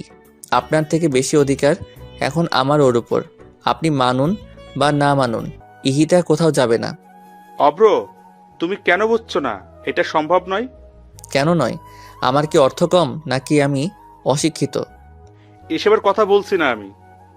আপনি যাই বলুন আর না বলুন, ইহিতা এখন আমার, আর ও আমার কাছেই থাকবে। ওকে, এখানে আমারও আর কিছু করার নেই, কিন্তু পরে আফসোস করো না যেন। ইহিতার বাবা কাঁদছিলেন তখন। কোনো আফসোস হবে না। আর আফসোস কেন হবে? ভালোবাসাকেই তো বিয়ে করেছি। দেখে রেখো ওকে। মির্জা সাহেব, দেখে রাখবেন আমার মেয়েটাকে। কখনো চুল পরিমাণ কষ্ট দেয়নি ওকে। আপনি চিন্তা করবেন না চৌধুরী সাহেব, আমরা আছি। এরপর ইহিতার বাবা চলে গেলেন। ইহিতা কাঁদছিল বাবার কান্না দেখে। ইহিতার চোখে পানি আমি এই প্রথম দেখলাম। আমি ইহিতার চোখের পানি মুছে দিলাম আর হাত ছেড়ে দিলাম। আমি ইহিতার হাত ছেড়ে দেই। ইহিতার ফর্সা হাত নীল রঙের হয়ে গেছে। আমি দেখে ভয় পেয়ে যাই। ভাবি মলম নিয়ে আসে তাড়াতাড়ি করে। আমি মলম লাগাতে যাব, তখন ইহিতা বলে, লাগবে না, ব্যথা পাইনি আমি। এই কথা বলে আমি উপরে চলে যাই। ঈশানও মলম নিয়ে পিছু পিছু আসে। আমি গেস্ট রুমে গিয়ে বসি আর চাদর খামচাচ্ছি জেদে। ঈশান এইটা দেখে বুঝতে পারলো আমি অনেক রেগে আছি। ঈশান আমার সামনে আসলো, আমার হাত টান দিয়ে নিজের পায়ের উপর রাখে। কি হচ্ছে কি? ইহিতা প্লিজ মলমটা লাগাতে দাও। আমি সরি, বুঝিনি এমন হয়ে যাবে। Don't touch, just leave me alone. Ihita please. No, I am all right. যা ইচ্ছে হয় আমাকে বলো, কিন্তু মলমটা লাগাতে দাও হাতে, নয়তো ব্যথা করবে আর ফুলে যাবে। যাক, তুই হ্যাপি হবি তো তখন। ইহিতা, এটা কি ধরনের কথা বলার স্টাইল? সরি, পারমিশন দানি আসার জন্য। আরে না বৌমনি, পারমিশন কিসের? বসো। এই ঘরে কেন তোমরা? তোমাদের ঘরে যাও। না, আমি এখানেই থাকবো, ওই ঘরে যাব না। ঈশান, বাইরে যাও তো, আর এটা দিয়ে যাও, আমি লাগিয়ে দিচ্ছি। কিন্তু বৌমনি। যাও। আচ্ছা যাচ্ছি। ঈশান চলে গেল। আমি ইহিতার পাশে বসে ইহিতার হাতে মলম লাগিয়ে দিচ্ছি আর ইহিতাকে বলছি, জানো ইহিতা, স্বামী হচ্ছে মেয়েদের শ্রেষ্ঠ অলংকার। না। একটা মেয়ের যখন বিয়ে হয়, তার বেস্ট ফ্রেন্ড, বয়ফ্রেন্ড, রাগ অভিমানের সাথী সব যে স্বামী হয় সেটা জানো? না। যখন ওর আর আমার বিয়ে হয়, তখন আমি কেবল ইন্টার পরীক্ষা দিয়েছি, আর ও তখন ইউরোপিয়ান 8টা কান্ট্রির লিডারশিপে, আর এখন ও তো পুরো ওয়ার্ল্ডেরই। তো বুঝতেই পারছো ওর আর আমার বয়সের গ্যাপটাও 8 বছরের।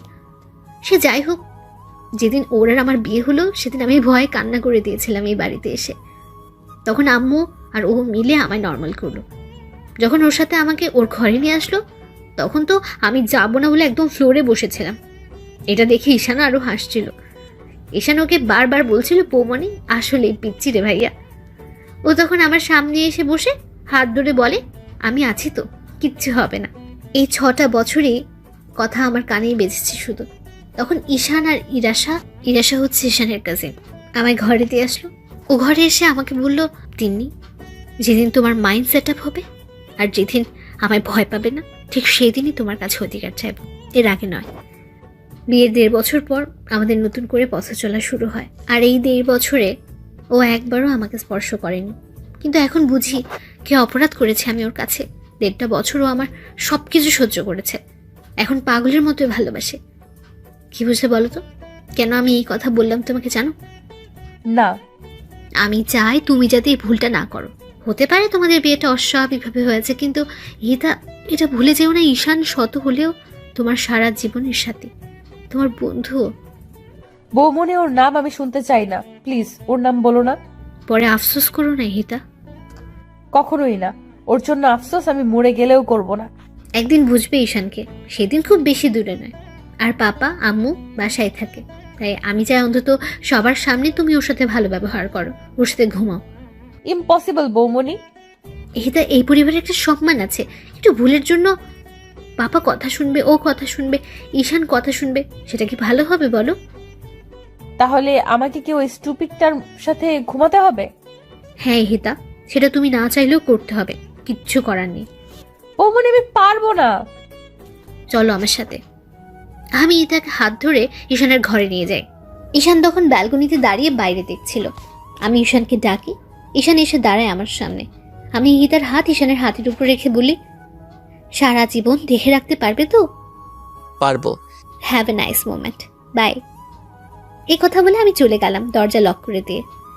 আমি তখনই একটা ঈশানের হাতের উপর থেকে আমার হাত সরিয়ে দূরে দাঁড়ালাম।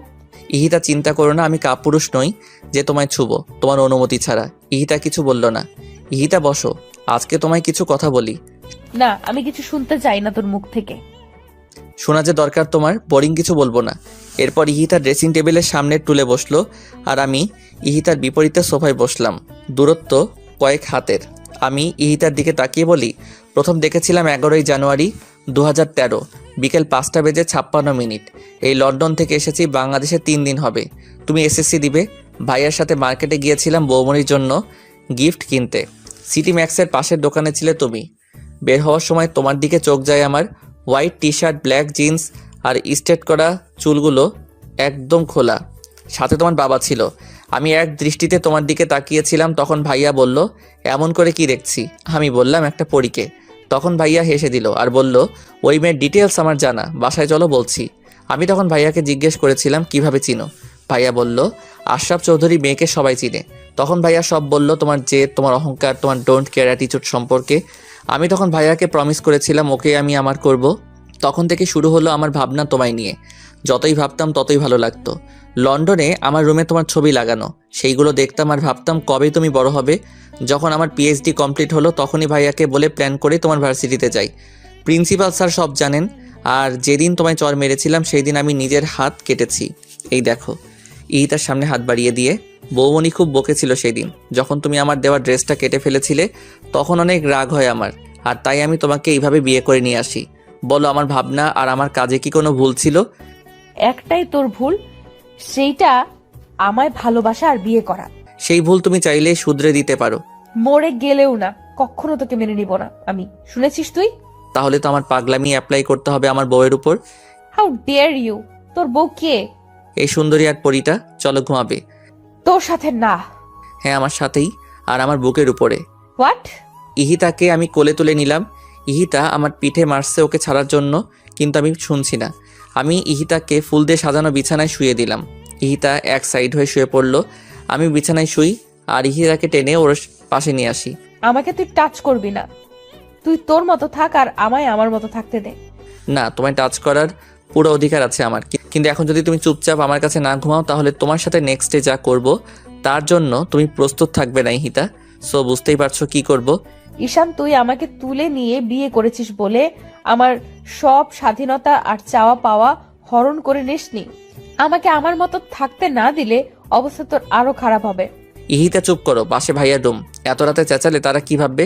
হোয়াট দা, আমার বুক সেলফ অফ মরিয়াম, মুখে হাত দিয়েছিস কেন?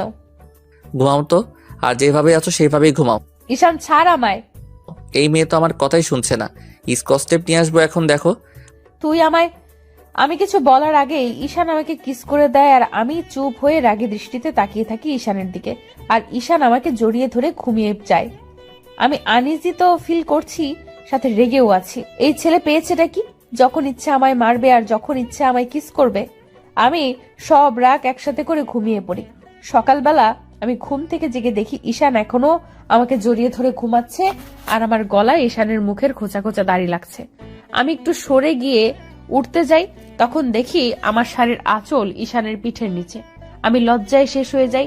এই ঈশানকে ডাকলেই তো উঠে যাবে, এইভাবে আরো লজ্জা পাবো।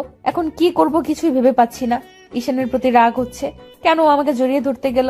আমি নড়াচড়া করতে থাকি অস্থিরতায়। ঈশানের ঘুম ভেঙে যায় নড়াচড়াতে। ঈশান দেখে আমি জেগে গেছি আর কাপড় চোপড় ঠিক নেই, শাড়ি পরার অভ্যাস নেই। তাই ঈশান আমার দিকে তাকিয়ে মুচকি হাসি দেয়। আমার তো তখন রাগে গা জ্বলতে থাকে। আমি একটানে শাড়ির আঁচলটা পরে বিছানা থেকে উঠে শাড়িটা ঠিক করতে থাকি। পারছি না ঠিক করতে, আবার সব খুলে যাচ্ছে। আমি হাতের উপর মাথা রেখে মায়াবী দৃষ্টিতে দেখছি ইহিতার কর্মকাণ্ড আর হাসছি। আওয়াজ না করে হাসছি যাতে ইহিতা শুনতে না পায়। ইহিতার সিল্কি চুলগুলো জট করে আছে, গয়নাগুলো উলটপালট হয়ে সরে গেছে। ইহিতা যত শাড়ি ঠিক করেছে ততই খুলে যাচ্ছে। ইহিতা এবার প্রচণ্ড ক্ষেপে যায়, শাড়ি ফেলে দিয়ে বিছানায় বসে পড়ে। আমার দিকে একবারও তাকাচ্ছে না ইহিতা।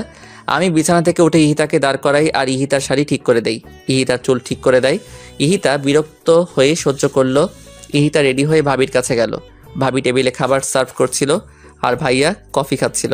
ইহিতা ভাবিকে বলল, গুড মর্নিং বৌমনি আর গুড মর্নিং ভাইয়া।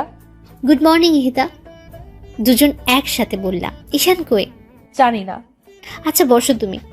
ইহিতা বসে পেপার পড়ছিল। ইহিতার বাবা আসলো। বাবাকে দেখে ইহিতা দাঁড়িয়ে যায় আর জড়িয়ে ধরে। চৌধুরী সাহেব আমার হাতে এক ব্যাগ ওষুধ দিয়ে যান, কিন্তু সবগুলোর নাম ওঠানো। আমি অবাক হয়ে যাই। আঙ্কেল, এই মেডিসিনগুলো কেন? ইতিরাকে প্রতিদিন 2টা করে খাইয়ে দিও, মনে করে প্লিজ। আমার মানুষটাকে দেখো।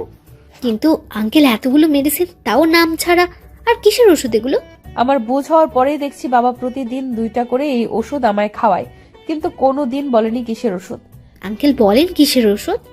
এত কিছু বলতে পারবো না, আমার অফিসের টাইম হয়ে গেল, যেতে হবে। আর ওষুধগুলো খাইয়ে দিও প্লিজ। এ কথা বলে হনহন করে বেরিয়ে যায় হিতার বাবা। আমি আর আইমান দুজন দুজনের দিকে তাকিয়ে আছি। ইহিতা ওষুধগুলো নিয়ে ঘরে চলে আসে। ঈশানকে কেউ কিছু বলল না, সবাই নর্মালি নিল ব্যাপারটা, কিন্তু আমার মনে খটকা লেগে গেল। আমি সবাইকে খাবার সার্ভ করলাম, সবাই খেয়ে দিয়ে উঠে গেল। আমি আইমানকে বললাম ইহিতার ব্যাপারটা। আইমান আমাকে বলল, হবে হয়তো কিছু, বাদ দাও, খেতেই পারে। আমিও আর মাথা ঘামালাম না। আমি ইহিতাকে ওষুধ খেতে বললাম। ইহিতা ওষুধ খাওয়ার পর আমি ইহিতাকে ছবির অ্যালবাম দেখাতে বসলাম। পাশে ঈশান বসে জুস খাচ্ছে। আইমান অফিসে। আমি ইহিতাকে আগে আমাদের বিয়ের ছবি দেখালাম। ইহিতা হাসছে আর দেখছে, আর ঈশান ইহিতার দিকে মন্ত্রমুগ্ধ হয়ে তাকিয়ে আছে। এরপর আমি ঈশানের ছবি দেখালাম ইহিতাকে। আমি হা হয়ে দেখছি আর পাতা উল্টাচ্ছি। অনেক সুন্দর লাগছে ঈশানকে। এরপর আমি আর চোখে ঈশানকে দেখলাম। এমনিতেও ঈশান দেখতে মাশাআল্লাহ। একটু পর ঈশানের ফোনে ঈশানের বেস্ট ফ্রেন্ড নাদিরা কল করলো। ঈশান আমার আর বৌমনির সামনেই ফোন রিসিভ করলো। হ্যালো নাদিরা, কেমন আছিস? হ্যাঁ আমিও ভালো আছি। বাংলাদেশে আসছিস কবে? তাড়াতাড়ি আয়। এসব শুনে আমি রাগে দাঁড়িয়ে যাই। এরপর আমি সেখান থেকে ঘুরে চলে যাই আর ওয়াশরুমে গোসল করতে ঢুকি, কিন্তু কোনো কাপড় নিয়ে যাইনি। আমার সেই খেয়াল ছিল না। ডাক্তারের কথা শুনে আমি মাটিতে বসে পড়লাম আর হতভম্ব হয়ে ডাক্তারের দিকে তাকিয়ে রইলাম। ইহিতার বাবা চশমা খুলে ফ্লোরে বসে পড়লেন। আমি একদম নিস্তব্ধ হয়ে গেছি। আমার কি বলা উচিত বা কি বলবো সেটাই জানি না। কেবিন থেকে নার্স এসে ডাক্তারকে বলল, স্যার, পেশেন্ট তার বেবিকে দেখতে চাইছে, কি করব? যা করতে চাইছে করতে দাও, আটকিও না। আশরাফ, হিয়াকে হসপিটালে নিয়ে আয়। ভাইয়া খুব দ্রুত বাসায় ফোন করলো আর আম্মুকে বলল হিয়াকে নিয়ে ইমিডিয়েট হসপিটালে আসতে। ভাইয়া আমাকে উঠিয়ে কেবিনে নিয়ে গেল। আমি এক দৃষ্টিতে তাকিয়ে আছি ইহিতার দিকে। চোখগুলো লাল রঙের হয়ে গেছে। ইহিতার চোখ থেকে ঝর্ণা বইছে। কে কাকে কি বলবে কিছু বুঝতে পারছি না কেউ। ইহিতা আমার হাতের উপর হাত রাখলো। হিয়ার আব্বু, এই হিয়ার আব্বু, কথা বলবে না হিয়ার আম্মুর সাথে? কথাগুলো বলতে গিয়ে ইহিতার গলা ধরে আসছিল। আমি এখনো কিছু বলছি না, শুধু তাকিয়ে আছি। হিয়ার আব্বু শোনো, আমার হিয়াকে দেখো কিন্তু। তুমি তোমার খেয়াল রেখো আর কখনো আমায় মনে করে কেঁদো না কিন্তু। হিয়াকে সর্বোচ্চ দিয়ে ভালোবেসো। আমি থাকবো না তো কি হয়েছে? হিয়া তো আছে। একটা বিয়ে করো আমার ছোট্ট হিয়ার জন্য। আর শোনো, তাকে ভালোবেসো অনেক। আর একটা অনুরোধ রাখবে। ইহিতা, তুমি এসব কি বলছো? কিচ্ছু হবে না তোমার, আমরা আছি না। ভাইয়া ও কথা বলছে না কেন? ভাইয়া, ওকে কথা বলতে বলেন। ও কি একটা বার আমায় জড়িয়ে ধরবে না? ও এভাবে তাকিয়ে আছে কেন আমার দিকে? ও হিয়ার আব্বু, কথা বলো না একটু। হিয়ার আব্বু। ঈশান, এই ঈশান, ভাই ঈশান, ভাই আমার, একটাবার কথা বল। এইভাবে চুপ করে থাকিস না। দেখ, ইহিতা কাঁদছে, তোর ইহিতা কাঁদছে। একটাবার ওর সাথে কথা বল। এভাবে চুপ করে থাকিস না। একা আমায় রেখে চলে যাবে? হিয়াকে রেখে চলে যাবে? আমার ভালোবাসা তোমার কাছে কিছুই ছিল না? হিয়ার আব্বু, একটা বার আমায় জড়িয়ে ধরো, একটা বার। ইহিতা উঠতে চেষ্টা করলো। ভাইয়া ইহিতাকে উঠিয়ে দেয়। ইহিতা আমাকে জড়িয়ে ধরলো। আমিও ইহিতাকে পাগলের মতো জাপটে ধরে আছি। ইহিতার চুলগুলো সব আমার হাতের মুঠো বন্দি হয়ে আছে। কেঁদে দুইজনেই গা ভাসাচ্ছি। ইহিতার আব্বু, ভাইয়া, ভাবি, ডাক্তার, নার্স সবাই কাঁদছে। ভাবি সামনে আগানোর সাহস পাচ্ছে না। এরই মাঝে বাবা মা হিয়াকে নিয়ে কেবিনে ঢুকলো। হিয়া কাঁদছে অনেক। হিয়ার কান্নার আওয়াজ শুনে ইহিতা হিয়ার দিকে তাকায় আর খুব দ্রুত হিয়াকে কোলে নেয়। ইহিতা হিয়াকে কোলে নেওয়ার পর হিয়া একদম চুপ হয়ে যায় আর ইহিতার দিকে ফ্যালফ্যাল করে তাকিয়ে থাকে। ইহিতা বুকের সাথে মিশিয়ে ফেলে হিয়াকে। আমি ইহিতাকে ছাড়ছি না। ইহিতার কপালের সাথে কপাল লাগিয়ে বললাম, এই ছোট্ট হিয়াটা কি থাকতে পারবে ওর আম্মুকে ছাড়া? ও হিয়ার আম্মু, তুমি প্লিজ কোথাও যেও না হিয়াকে আর আমাকে ছেড়ে। আমি বেঁচে থেকেও যে মরে যাব। ইহিতা সোনা, প্লিজ তুমি যেও না কোথাও। আমি পারবো না তোমাকে ছাড়া থাকতে। আমি কিভাবে থাকবো তোমাদের ছাড়া? আমি মরতে চাই না, আমি মরতে চাই না। ইহিতা, আমি তোমায় কোথাও যেতে দিব না, কোথাও না। তুমি আমার আর আমার কাছেই থাকবে। ইহিতা, আমায় একা করে দিও না। আমি পাগল হয়ে যাব ইহিতা, পাগল হয়ে যাব। হিয়ার আব্বু, আমার হিয়াকে দেখো আর ওকে কখনো কষ্ট দিও না। ওর জন্য একটা মা এনে দিও। চুপ করো তুমি। আমার ইহিতার কিচ্ছু হবে না, কিচ্ছু না। বাবা, আমাকে মাফ করে দিও। এতদিন অনেক অন্যায় করেছি। তুমি নিজের খেয়াল রেখো, হিয়ার সাথে থেকো। আর ওর জন্য একটা মিষ্টি মেয়েকে এনে দিও। আর ভাইয়া, বৌমনি, হিয়াকে দেখো। আর আমার এই পাগলটাকেও দেখো, আমার বাবাকেও দেখো। আম্মু, আব্বু, আমায় মাফ করে দিও। অনেক বেয়াদবি করেছি তোমাদের সাথে, মাফ করে দিও। আর তোমাদের হিয়াকে দেখে রেখো। আমার সবচেয়ে প্রিয় জিনিস দুটো রেখে যাচ্ছে, আমার ঈশান আর হিয়া। ওদের অযত্ন করো না। কেউ কিছু বলতে পারছে না, শুধু কাঁদছে। নার্সরা সবাই বেরিয়ে গেছে এই দৃশ্য সইতে না পেরে। মায়ের কোলে সন্তান রেখে মা মারা যাচ্ছে, এর থেকে দুর্ভাগা হয়তো এই দুনিয়ার কেউ নেই। আমি ঈশানকে ছেড়ে দিয়ে হিয়াকে ঈশানের কোলে দিলাম। কাঁদবে না একদম, আর ঠিক মতো খাওয়া দাওয়া করবে। হিয়াকে খাওয়াবে, গোসল করাবে, খেলবে ওর সাথে। সব দায়িত্ব তোমায় দিয়ে গেলাম, কিন্তু কোনো দায়িত্ব নিতে যদি ভুল করেছো তো দেখো। আমি কেমনে থাকবো ইহিতা? আমায় নিয়ে যাও না তোমার সাথে। তোমায় ছাড়া আমি কেমনে থাকবো বলো ইহিতা, বলো। তুমি কেন বুঝছো না ইহিতা ছাড়া? ঈশান আমার কথা শেষ করার আগেই ইহিতা আমার বুকের উপর মাথা কাত করে দেয় আর হিয়ার উপর এক হাত ফেলে দেয়। আমার তখন বুক ধুক করে ওঠে, আমার হাত কাঁপছে। ভাইয়া হিয়াকে নেয় আমার কাছ থেকে আর আমি ইহিতার মাথা নাড়িয়ে দেখি ইহিতা কথা বলছে না। আমি ইহিতার গাল ধরে বলি, ইহিতা, এই হিয়ার আম্মু, কোথায় গেলা তুমি? এই ইহিতা, ইহিতা। ইহিতার বাবা চুপ হয়ে যায় আর ডাক্তার আমাকে সরিয়ে দেয় ইহিতার সামনে থেকে। ভাবি সেন্সলেস হয়ে যায়। ভাইয়া হিয়াকে সিমির কাছে দিয়ে ভাবির জ্ঞান ফিরালো। ভাবি তখন ভাইয়াকে জড়িয়ে ধরে হাউমাউ করে কেঁদে দেয়। ইহিতার মুখের দিকে তাকিয়ে আছি আমি। হিয়া অনেক কান্না করছে। হিয়ার কান্না কেউ থামাতে পারছে না। আমি তখন হিয়াকে কোলে নেই। হিয়াকে কোলে নিয়ে আমি ইহিতার লাশের সামনে যাই। হিয়া তখন ইহিতার জামা ধরে টানাটানি করছিল, কিন্তু ইহিতার নির্জীব শরীর আর তার আদরের মেয়ের ছোঁয়া বুঝতে পারছে না। আমি হিয়াকে বুকে জড়িয়ে নিয়ে শুধু কাঁদছি। সামনে ইহিতার মায়াভরা মুখটি চোখ বন্ধ করে রেখেছে সারা জীবনের জন্য। ইহিতার বাবা কিছু বলছে না। ডাক্তার সাগর ইহিতার বাবাকে সামলাচ্ছেন। ভাইয়া ভাবি আমার কাছে এসে দাঁড়ায়। ভাবি হিয়াকে আমার কোল থেকে নেয়। ভাইয়াকে জড়িয়ে ধরে হাউমাউ করে কেঁদে দেয় আমি। ভাইয়ারে আমি থাকবো কিভাবে এই মায়াপরীকে ছাড়া? আমার হিয়া থাকবে কিভাবে? ও এইভাবে আমাদের দুইজনকে একা ছেড়ে চলে গেল কেন? ভাইয়া কথা বলো। আর কখনোই তো ও আমায় বলবে না খাইয়ে দাও, বলবে না দুষ্টামি করো না। ভাইয়া আমার বুকটা যে ফেটে যাচ্ছে রে ভাইয়া। ইহিদাকে এনে দাও ভাইয়া, এনে দাও। আমি মরে যাবো ওকে ছাড়া। ভাই তুই কাঁদিস না। তুই এইভাবে ভেঙে পড়লে হিয়ার আম্মুকে কে দেখবে বল? এখন তোর উপরে দায়িত্ব কত তুই জানিস না। শক্ত কর নিজেকে। ভাইয়া আমি ইহিতাকে ছাড়া থাকতে পারবো না। ভাইয়া এনে দাও ওকে। ভাইয়াও কাঁদছে, কিন্তু কি বলবে? ভাবি করিডোরে দাঁড়ায় হিয়াকে নিয়ে। মা বাবাও ভাবির পাশে বসে কাঁদছে। 1 ঘন্টার মধ্যে ইহিতাকে দাফন করা হলো। আমি হাতে মাটি লাগা থাকা অবস্থায় হিয়াকে নিয়ে কবরের সামনে বসে পড়লাম আর চোখের পানি দিয়ে কবর ভিজাচ্ছি। হিয়াও চিৎকার করে কাঁদছে। আমি কোনো কথা বলছি না, শুধু হিয়ার দিকে তাকিয়ে আছি। আম্মু দেখ না, তোর আম্মু কি শান্তিতে ঘুমাচ্ছে তোকে আর আমাকে ছেড়ে? বল তো আম্মু, তুই কি থাকতে পারবি তোর আম্মুকে ছাড়া?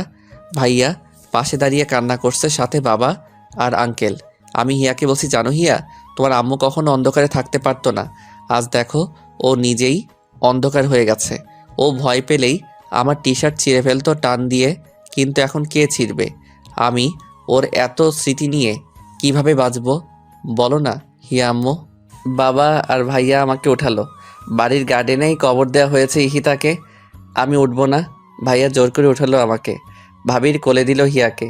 ভাইয়া ভাবিকে বলল হিয়াকে খাবার খাওয়াতে। ভাইয়া আমাকে নিয়ে গেস্ট রুমে গেল, কারণ বেডরুমে গেলেই আবার পাগলামি শুরু করব ইহিতার সব কিছু দেখে। ভাইয়া নিজেই আমাকে ফ্রেশ করিয়ে দিল। এই অবস্থায় কে কাকে দেখবে? কিন্তু ভাইয়া আর ভাবি শক্ত হাতে সব সামলাচ্ছে। রাত যত বাড়ছে আমার কান্নার আওয়াজ তত জোরেই শোনা যাচ্ছে।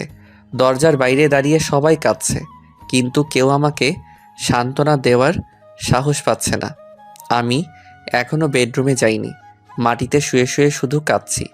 সারাদিনে কেউ কিছু খায়নি। আমার চোখে চোখ রেখে কেউ কিছু বলতে পারছে না। বারবার ইহিতার কথা কানে বাজছে। বেয়াদব, স্টুপিড, ছোট লোক। ইহিতার বিভিন্ন ভঙ্গিতে কথা বলা এখন আমাকে আরও কষ্ট দিচ্ছে। রাতে আমাকে জড়িয়ে ধরে ঘুমানো, এসব এখন সবই স্মৃতি আমার কাছে। আমি আর পারছি না এভাবে থাকতে। কষ্টের মধ্যেই শেষ হয়ে যাচ্ছি। আমার সামনে থাকা একটা ছুরি হাতে নেই আমি। ভাইয়া আর বাবা দৌড়ে এসে আটকায় আমাকে।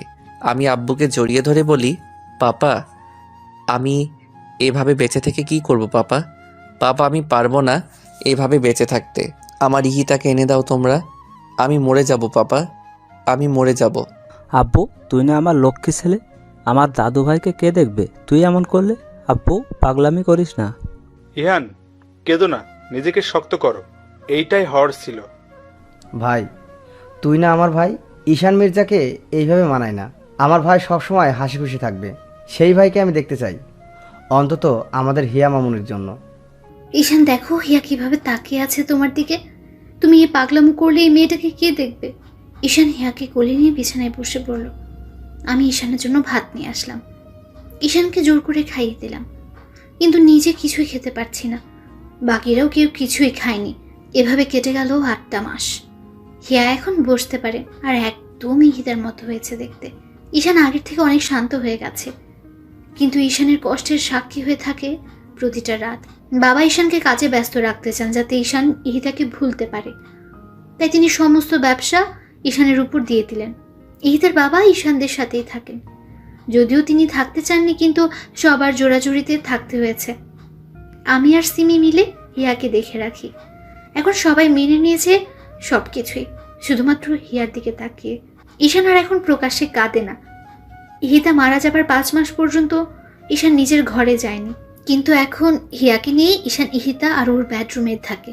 সারাদিন অফিস করে রাতে ফিরে যখন হিয়ার মায়াবী মুখটা দেখে তখন ঈশান সব ভুলে যায় আর ফ্রেশ না হয়ে মেয়ের সাথে খেলতে শুরু করে। তখন আমি এসে ঈশানকে বকা দেই আর তখন ঈশান ফ্রেশ হতে যায়। কিন্তু একটা রাত ঈশান ঘুমোতে পারে না, শুধুই ছটফট করে। ঈশান এর মাঝে হিয়াকে নিয়ে পার্মানেন্টলি লন্ডন যেতে চেয়েছিল, কিন্তু আমরাই যেতে দেইনি। এখন সবাই নতুন করে ঈশানের জীবন সাজিয়ে দিতে চাইছে, কিন্তু ঈশানকে কেউ কিছুই জানায়নি।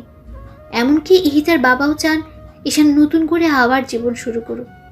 একদিন আমি মিটিংয়ে রাঙামাটি যাই। ফেরার সময় হিয়ার সাথে লাইভ কন্ট্যাক্ট করতে করতে ফিরি।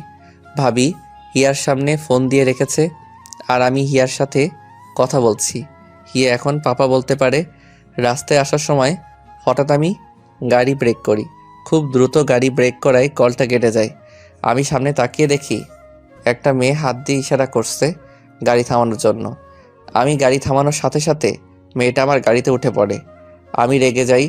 হেই, হু আর ইউ? আমার গাড়িতে এইভাবে বসলেন কেন? আমি বাড়ি থেকে পালিয়ে এসেছি, প্লিজ গাড়ি স্টার্ট করুন, নয়তো ওরা আমায় ধরে নিয়ে যাবে। প্লিজ তাড়াতাড়ি চলুন না। হোয়াট? আপনি আমাকে বলছেন গাড়ি স্টার্ট করতে, আর আপনি কি বললেন? পালিয়ে এসেছেন? নামুন আমার গাড়ি থেকে। ননসেন্স কোথাকার! নামুন বলছি।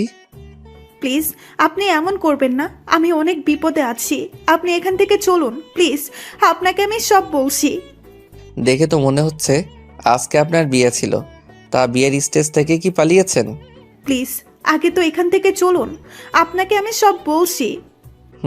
আমি গাড়ি স্টার্ট করে সেখান থেকে চলে এলাম। আমি অদ্রিকা, সিঙ্গাপুর থেকে দেশে ফিরেছি 3 দিন হলো, আর এসেই শুনি আমার ফুপি আমার বিয়ে ঠিক করেছেন। আমি বিয়ে করব না বলেই পালিয়ে এসেছি। তা বিয়ে কেন করবেন না? বয়ফ্রেন্ড আছে? আরে না, ওইসব কিছু না, সে অনেক কথা। সরি, আপনাকে আমি ঝামেলায় ফেলে দিলাম। নামবেন কোথায়? কোথায় নামবো জানি না, ঢাকাতে আমার কোনো রিলেটিভ থাকে না। আজীব তো, কোথায় নামবেন জানেন না আর আমার গাড়িতে উঠলেন। যদি কিছু মনে না করেন আপনাকে একটা কথা বলি। আপনি মেরিন রেজিস্ট্রিতে সাইন করতে পারেন, যাতে আমি আমার ফুপিকে দেখাতে পারি আমি ম্যারিড। কথা দিচ্ছি আপনার কোনো ঝামেলা হবে না, ফুপি ট্রাস্ট করলে আমি আপনাকে ছেড়ে দেব আর আমি বাইরে চলে যাব। লোকটা এই কথা শুনে গাড়ি খুব জোরে ব্রেক করলো আর বলল, কি বললেন আপনি? আসলে আমার ছেলে ফ্রেন্ডদের সবাইকে ফুপি চিনে তো, তাই, নয়তো ওদেরই হেল্প নিতাম। নামুন আমার গাড়ি থেকে। Just get down from my car. আমি অদ্রিকাকে রাগে গাড়ি থেকে নামিয়ে দিলাম। অদ্রিকা অসহায়ের মতো তাকিয়েছিল আমার দিকে, কিন্তু আমি এতটাই রেগে গেছি বিয়ের কথা শুনে, যা বলার বাইরে। তাই আমি অদ্রিকাকে একা ফেলেই চলে গেলাম। কিছু দূর যাওয়ার পর ভাবি ফোন দেয়। ফোন রিসিভ করে বলো, বৌমণি। আর কতক্ষণ লাগবে আসতে? হিয়া কাঁদছে কিন্তু। ঘন্টাখানেক লাগবে বৌমণি। মেজাজ এত চওড়া কেন? এমনি। বলো কেন? এরপর আমি ভাবিকে সব বললাম। এসব শুনে ভাবি রেগে গেল আমার উপর। কাজটা তুমি ঠিক করলে না ঈশান। ভুল কি করেছি বৌমণি? ওই মেয়ের সাহস হয় কি করে আমার ইহিতার জায়গা চাওয়ার? মেয়েটা নিশ্চয়ই কোনো বিপদে পড়েছে তাই এমন করে বলেছে। তুমি যাও ওকে ফিরিয়ে নিয়ে আসো, আর সেটা আমি বলছি ঈশান। কিন্তু বৌমণি। কোনো কিন্তু না ঈশান, আদ্রিকাকে নিয়ে বাসায় ঢুকবে। ফোন রাখছি আমি। আমি এইবার কন্ট্রোলের বাইরে চলে গেলাম। রাগে গাড়ি ঘোরালাম আর গাড়ির স্পিড 85 কিলোমিটার পার আওয়ার করলাম। আমি যেখানে অদ্রিকাকে নামিয়ে দিয়েছিলাম সেখানে অদ্রিকা বসেছিল। ও কোনো ফোন আনেনি যে কাউকে ফোন করবে, আর কাকেই বা করবে ফোন। এসব ভেবে ভেবে অদ্রিকা পাগল হয়ে যাচ্ছে। আচমকাই আমার গাড়ি অদ্রিকার সামনে থামলো। অদ্রিকা আমাকে বলল, আপনি? গাড়িতে বসেন অ্যান্ড ফার্স্ট। আমায় তাড়াতাড়ি বাসায় যেতে হবে। কিন্তু জাস্ট শাট আপ, যা বলেছি করুন। এরপর অদ্রিকা গাড়িতে বসলো। আমি অদ্রিকাকে পেছনে বসতে বললাম। অদ্রিকা চুপচাপ বসে আছে। প্রায় 2.25 ঘন্টা পর আমি বাসায় আসলাম। আমার বাসা দেখে অদ্রিকা অবাক হলো। এত সুন্দর আর এত বড় বাসা? আমি আগে আগে চলে গেলাম আর অদ্রিকা পিছু পিছু আসলো। ভাবি ড্রয়িং রুমে বসে হীরার সাথে খেলছিল, সাথে সিমি ছিল। আমি এসে আগে হিয়াকে কোলে নিয়ে চুমু খেলাম। ভাবি অদ্রিকাকে জিজ্ঞেস করলো, আদ্রিকা, অ্যাম আই রাইট? আদ্রিকা ভ্যাবাচিকা খেয়ে গেল আমার কথা শুনে। জি, কিন্তু আপনি জানলেন কিভাবে? ঈশান ফোনে বলেছে। ও, আসলে আমি জানতাম না উনি বিবাহিত আর আপনার মতো কিউট একটা ওয়াইফ আছে। ওনার আর এই মায়াপুরীটা আছে। সরি আমার ভুলের জন্য। তুমি কি বললে? ঈশান আমার ভাই হয়, আমার দেবরও। এই মেয়ের মাথায় প্রবলেম আছে বৌমনি, সেইটা তোমায় আগেই বলেছিলাম।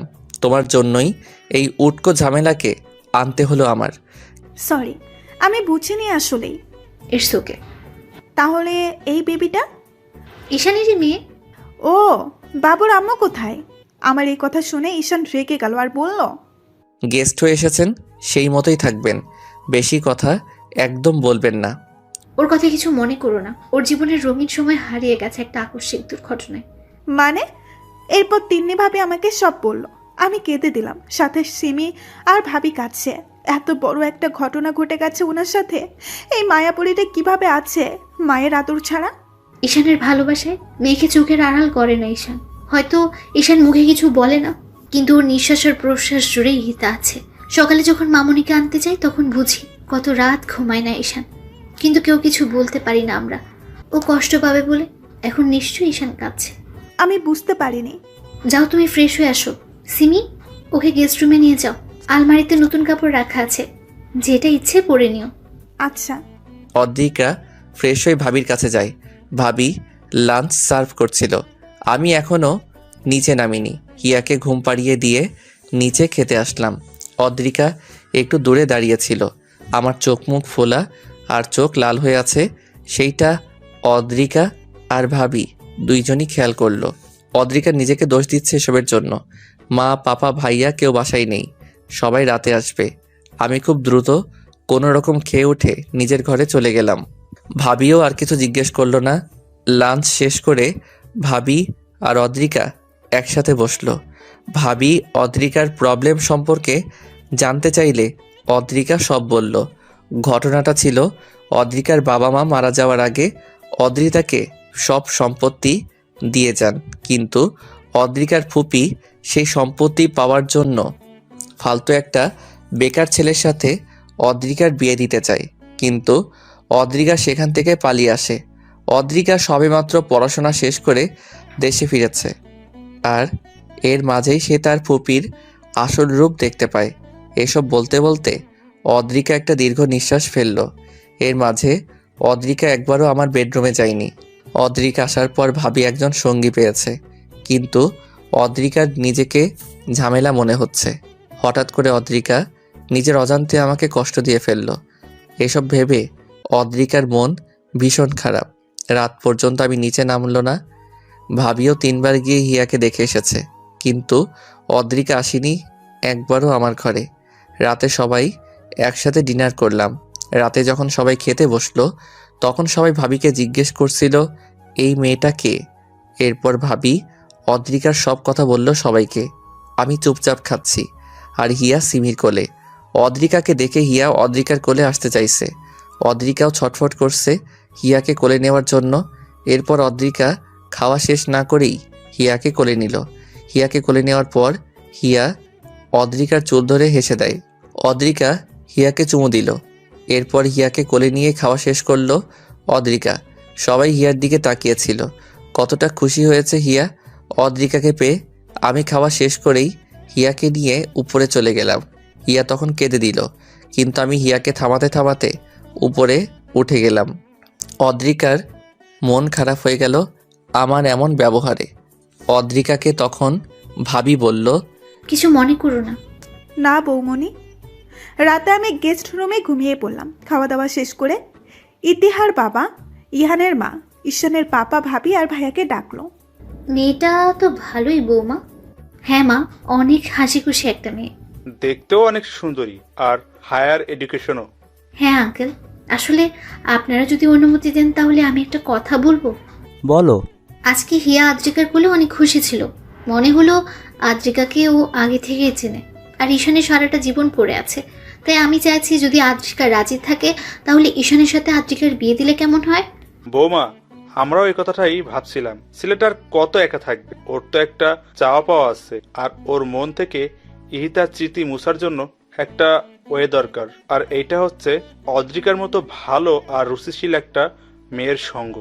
হ্যাঁ বেয়াই, আপনি ঠিক কথাই বলেছেন। কিন্তু পাপা, ঈশান তো রাজি হবে না, আর ও চাইবে না আবার বিয়ে করতে। জানি আইমান, কিন্তু ওকে তো রাজি করাতে হবে, নয়তো এই ছোট মেয়েটা তো মায়ের আদর থেকে সারা জীবন বঞ্চিত হবে। ঈশানকে বলে দেখবো আমরা কালকে সন্ধ্যায়, বলবো যখন ও বাসায় আসবে। পাপা, আমিও একটু খোঁজ নিই অদ্রিকার, কালকের মধ্যে খোঁজ নিচ্ছি আমি। সেইটাই ভালো। আমি হিয়াকে ঘুম পাড়িয়ে বারান্দায় দাঁড়িয়ে আছি।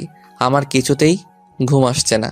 এই বারান্দায় দাঁড়িয়ে কত মজা করেছে আমি আর ইহিতা, সেসব ভেবেই কাঁদছি। বারবার মনে হয় এই বুঝি ইহিতা ফিরে আসবে আর বলবে আমি এসে গেছি। তো আর কত কাঁদবে। তার 8 মাসের ছোট্ট মেয়েটা মাত্র 7 দিনে পেয়েছে মায়ের আদর। আরও একটা নির্ঘুম রাতের সমাপ্তি হলো আমার। সকালে রেডি হয়ে টেবিলে আসলাম ব্রেকফাস্ট করার জন্য। ওয়ালেটের ঘড়ি নিয়েছো ঈশান? নিশ্চয়ই নাওনি। সরি বৌমনি, ভুলে গেছি। আমি নিয়ে আসছি। দাঁড়াও, তোমায় যেতে হবে না, আমি নিয়ে আসছি। ফাইল নিয়েছো সব? হ্যাঁ, ভাবি আমার ঘরে গিয়ে সব নিয়ে আসলো। হিয়া অদ্রিকার সাথে সোফায় বসে খেলছে। আমি হিয়াকে দেখছি, হিয়া কতটা খুশি। আমি নাস্তা করে হিয়াকে আদর করে চলে গেলাম। হিয়াকে নিয়ে খেলতে খেলতে অদ্রিকা আমার ঘরে গেল। দেয়ালে শুধুই ইতিহার ছবি আর হিয়ার ছবি। ইতিহার ব্যবহার করা পারফিউমটাও দেখতে পেলাম। অনেক সুন্দর ঈশানের রুমটা, কিন্তু সব জায়গাতেই শোকের অনেক বড় একটা ছাপ।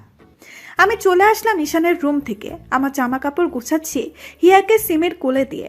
আমি চলে যাব, কারণ আমি চাই না ঈশান আবার কষ্ট পাক আমার জন্য। তিন্নি ভাবি আমাকে খুঁজতে যখন গেস্ট রুমে আসলো, তখন দেখলো আমি রেডি হচ্ছি। কি ব্যাপার, কোথায় যাচ্ছো? আমি অবাক হয়ে আদ্রিকাকে জিজ্ঞেস করলাম। বৌমনি, চলে যাচ্ছি। একটা দিন তো আপনাদের অনেক কষ্ট দিলাম, আর কত। বুঝলাম, তা যাবেন কোথায়? সিঙ্গাপুরেই চলে যাব। ব্যাংকে ক্যাশ যা আছে সেইগুলো নিয়ে। ফুপি তো ভেঙেই ফেলেছে সব। আর আপনাদেরকেই বা কতদিন কষ্ট দিব এভাবে আগাছা হয়ে থেকে। যদি পার্মানেন্ট করে রাখি তো? মানে? হিয়ার সবচেয়ে ভালো আম্মু হয়ে দেখাবা? পারবা না? তার মানে? তুমি যদি রাজি থাকো তাহলে আমার ভাইয়ের বউ বানাবো তোমাকে। ঈশানের দায়িত্ব আর মামুনির দায়িত্ব সব নিজের হাতে সামলাতে হবে। আমি ফ্রেশ হয়ে এসে দেখি অদ্রিকা খাটে বসে ঝিমাচ্ছে। আমি শুধু তাকিয়েই রইলাম অদ্রিকা কী করে এটা দেখার আশায়। আমি টাওয়েল সোফার উপর রেখে অদ্রিকার দিকে তাকিয়ে আছি আর হাসছি। অদ্রিকা বসে বসে কিভাবে ঝিমাচ্ছে এইটা দেখে এক পর্যায়ে আমি জোরে হেসে দেই, আর অদ্রিকা চোখ তুলে দেখে আমি হাসছি। অদ্রিকা দাঁড়িয়ে গিয়ে জিজ্ঞেস করে, হাসছেন কেন? মুরগির মতো ঝিমালে তো হাসবই। আমি মুরগি? চোখ রাঙান কেন? হাসেন কেন? তর্ক বাদ দিন। ঘুম পেয়েছে, ঘুমিয়ে যাবেন, কথা শেষ। আপনার মতোই তো, যখন যা মন চাই করি নাকি। ঝগড়া করবেন না তো। লাঞ্চে কি খাবেন বলুন? যা রান্না করে বৌমনি সেটাই। আপনি কি খাবেন সেটা বলুন। বিরিয়ানি হলে ভালো হয়। আচ্ছা, করে দিচ্ছি। তাই নাকি? তো কি মনে হয়, পারি না নাকি? না, অনেক পারেন। ইয়েস, হিয়ার পাশে বসুন। আচ্ছা। অদ্রিকা রান্না করতে গেল।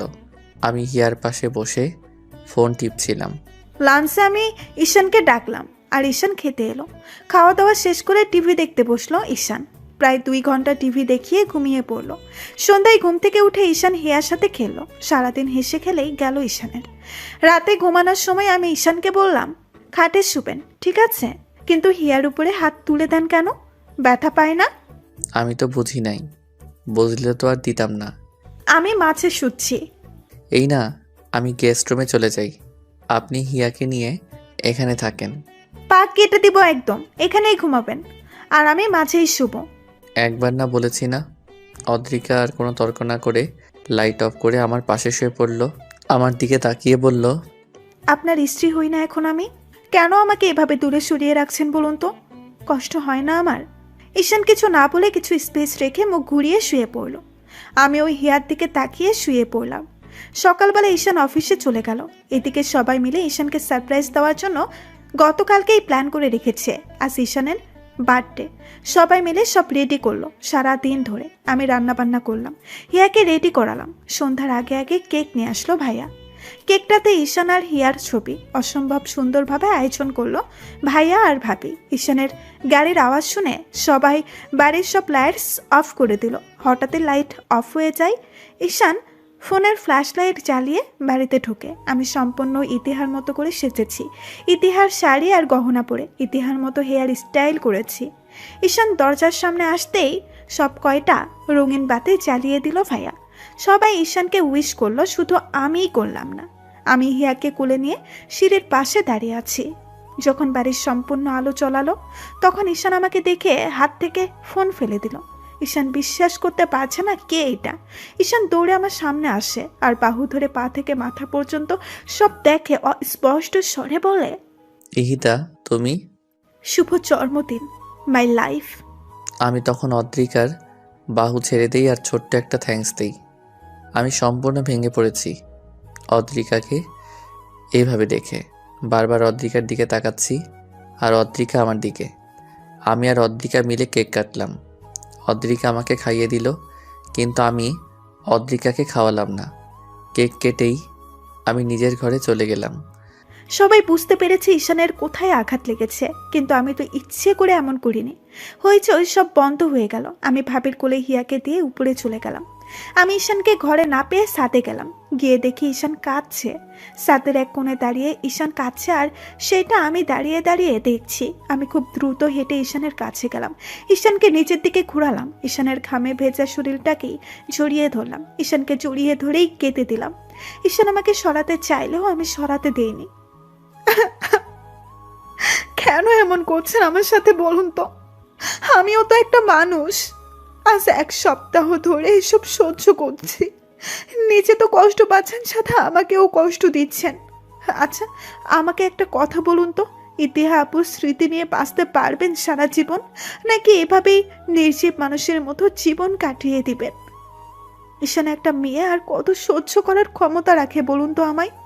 আমার সামনে আপনি সারাক্ষণ ইতিহা আপুর জন্য কষ্ট পান, সেটা কি আমার খুব ভালো লাগে? আজ যে এখানে দাঁড়িয়ে কাঁদছেন, কেন কাঁদছেন? জবাব দিন আমায়। আমাকে আষ্টে পৃষ্ঠে জড়িয়ে আছে অদ্রিকা। সরাতেও পারছি না, আর কিছু বলতেও পারছি না। অদ্রিকা আমার শার্ট মুঠো করে ধরে বুকে মাথা দিয়ে কাঁদছে। আমি শুধু রাতের আকাশ দেখছি আর চোখ দিয়ে পানি ঝরাচ্ছি। কিছুক্ষণ পর অদ্রিকা আমাকে ছেড়ে দিয়ে নিচে চলে এলো। অদ্রিকা ফ্রেশ হয়ে খাটের উপর বসে মাথা নিচু করে কাঁদছিল। প্রায় 10 মিনিট পর আমি ঘরে আসি।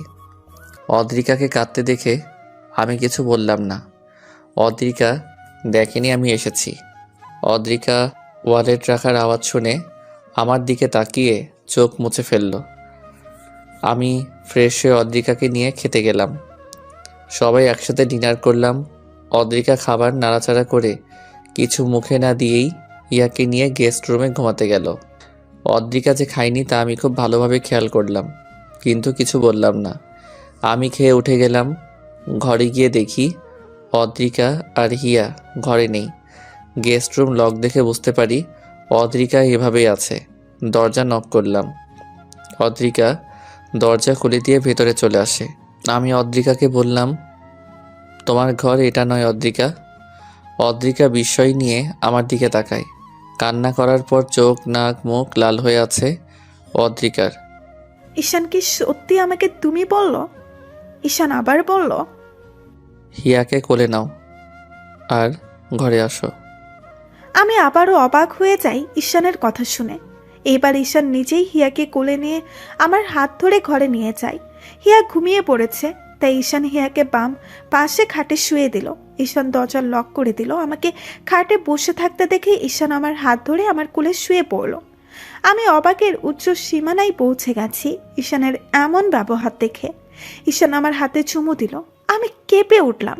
ঈশান আমার মাথা নিচু করে আমার ঠোঁটে চুমু দিল। আমি এবার ঈশানকে জিজ্ঞাসা করলাম, আপনি ঠিক আছেন? কি করছেন এসব? আমি অদ্রিকার প্রশ্ন শুনে উঠে বসলাম। মায়াবী দৃষ্টিতে তাকালাম অদ্রিকার দিকে। অদ্রিকার সিল্কি চুলগুলো কানের পেছনে গুজে দিয়ে বললাম, আমি ঠিক আছি, আর সম্পূর্ণ ঠিকই আছি। এতদিন ঠিক ছিলাম না। ইহিতাকে ভালোবাসি 6 বছর ধরে। বিয়ের 1 বছরের মাথায়ও মারা গেল। 6 বছরের অপেক্ষা, আক্ষেপ সব নষ্ট হয়ে গেল আমার, যখন ইহিতা আমার বুকের উপর শুয়ে মারা গেল। এই 8 মাস প্রতিটা সেকেন্ড ইহিতাকে খুঁজেছি আমি। অনেক ভালোবাসি ওকে আমি। ও আমার মনের জায়গাতেই আছে, যে জায়গায় ওর থাকার কথা। কিন্তু এই সত্যির মাঝেও চরম সত্যি হচ্ছে, তোমায় আমি বিয়ে করেছি। হ্যাঁ, সেইটা নিজের ইচ্ছাই করিনি, সেইটা তুমিও ভালো জানো।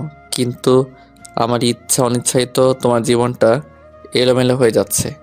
ইহিতা আজ নেই, কিন্তু ওর স্মৃতি তো থাকবে আমার কাছে সারা জীবন। তোমায় বিয়ে করেছি কষ্ট দেওয়ার জন্যে নয়, কিন্তু সেই কষ্টটাই তুমি পাচ্ছ। তোমায় কষ্ট দেওয়ার কোনো অধিকার নেই আমার। এতদিন তাহলে কোথায় ছিল আপনার এই কথাগুলো? নাকি এতদিন আমি ছিলাম না? ঈশান জীবন কাউকে দ্বিতীয় সুযোগ দেয় না, কিন্তু আপনাকে দিয়েছে। আমাকে কি আপনার যোগ্য মনে হয় না? নাকি আমি ইতিহা আপুর মতো আপনাকে ভালোবাসতে পারি না? ইহিতার মতো করে ভালোবাসা লাগবে না, তুমি তোমার মতো করেই ভালোবাসো। খাচ্ছেন কেন আপনি? না, এমনি। আমি আপনাকে অনেক কষ্ট দিয়ে ফেললাম, তাই না? না, তুমি আমায় কষ্ট দেওয়ার কে বলো তো? স্রষ্টা চান এমনটাই হোক, তাই হয়েছে। ঈশান, আপনি আপনার মতো থাকুন, আর বিরক্ত করব না আপনাকে। আমি জানি আপনি কতটা ভালোবাসেন ইতিহা আপুকে, যার কারণে এসব আপনি মেনে নিতে পারছেন না। সমস্যা নেই, এইভাবেই থাকবো আমি সারা জীবন। শুধু আপনার সাথে থাকতে দিলেই হবে, আর কিচ্ছু লাগবে না। ঘুম পেয়েছে, ঘুমাবো। অদ্রিকা পিছু হাঁটতে নিলে আমি অদ্রিকাকে এক টানে নিজের কাছে নিয়ে আসি। অদ্রিকার মাথা আমার বুকের সাথে বাড়ি খায়, চুলগুলো খুলে গেছে। আমি অদ্রিকাকে বললাম, ঈদ আমার অতীত আর তুমি বর্তমান। মানুষ বর্তমানকে নিয়ে বাঁচতে পারে, অতীতকে নিয়ে নয়। অতীত মানুষকে তিলে তিলে নিঃস্ব করে দেয়। আজ আমার ইহিতা যদি থাকতো তোমার বদলে, তাহলে হয়তো ও বলতো, ঈশান তুমি ঠিক করছো না, তোমার সুখ দেখতে চেয়েছিলাম আমি, চোখের পানি নয়। ইহিতা আর তোমার মধ্যে তফাৎটা কি জানো? ইহিতা ছিল আমার প্রথম প্রেম, আর তুমি প্রথম বন্ধু। মানুষ কখনোই এই দুইটা জিনিস ভুলতে পারে না।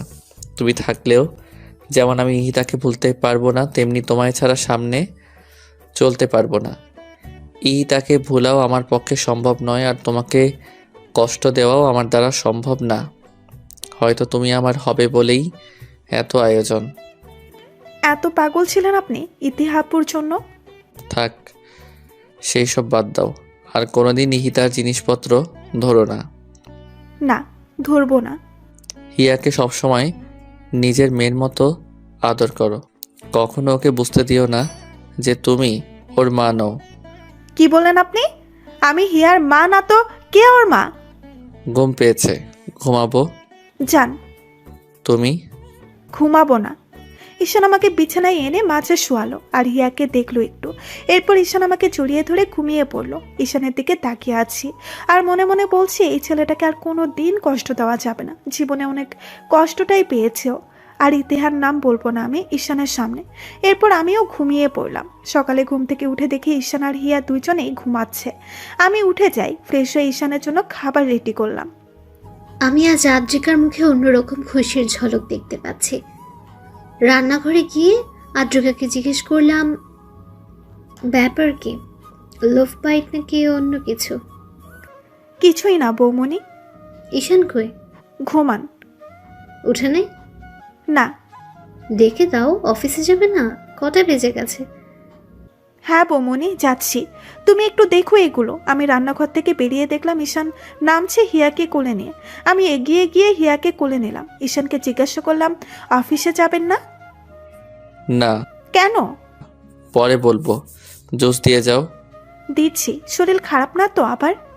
আরে না, হিয়াকে দিয়ে যাও আমার কাছে। অদ্রিকা আমাকে জুস এনে দিল।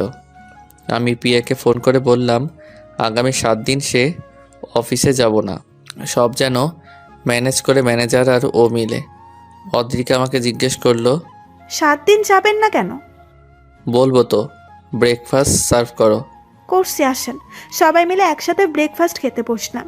ঈশান খাবার মাঝে সবাইকে বলল, আমি আজ রাতের ফ্লাইটে কক্সবাজার যাচ্ছি অদ্রিকা আর হিয়াকে নিয়ে। সবাই অবাক হয়ে গেল, সাথে অদ্রিকাও। আমরাও ভাবছিলাম তোর বাইরে যাওয়া দরকার, দেশের বাইরে যা। না ভাইয়া, হিয়া বড় হলে বাইরে যাওয়ার প্ল্যান করব। অফিসে তাহলে আমি বসছি, তুই ঘুরে আয়। হুম। ঈশান আমাকে নিয়ে ঘুরতে যাবে এই কথা ভেবেই আমি লাফাচ্ছি। ব্রেকফাস্ট টেবিল থেকে হিয়াকে নিয়ে ঘরে গেলাম। ঈশান খাওয়া শেষ করে ঘরে এলো। ঈশানকে দেখে আমি ঈশানের কাছে এগিয়ে যাই হিয়াকে কুলে নিয়ে। ঈশানকে জিজ্ঞাসা করলাম, আমরা কি সত্যি আউটিংয়ে যাচ্ছি? হুম।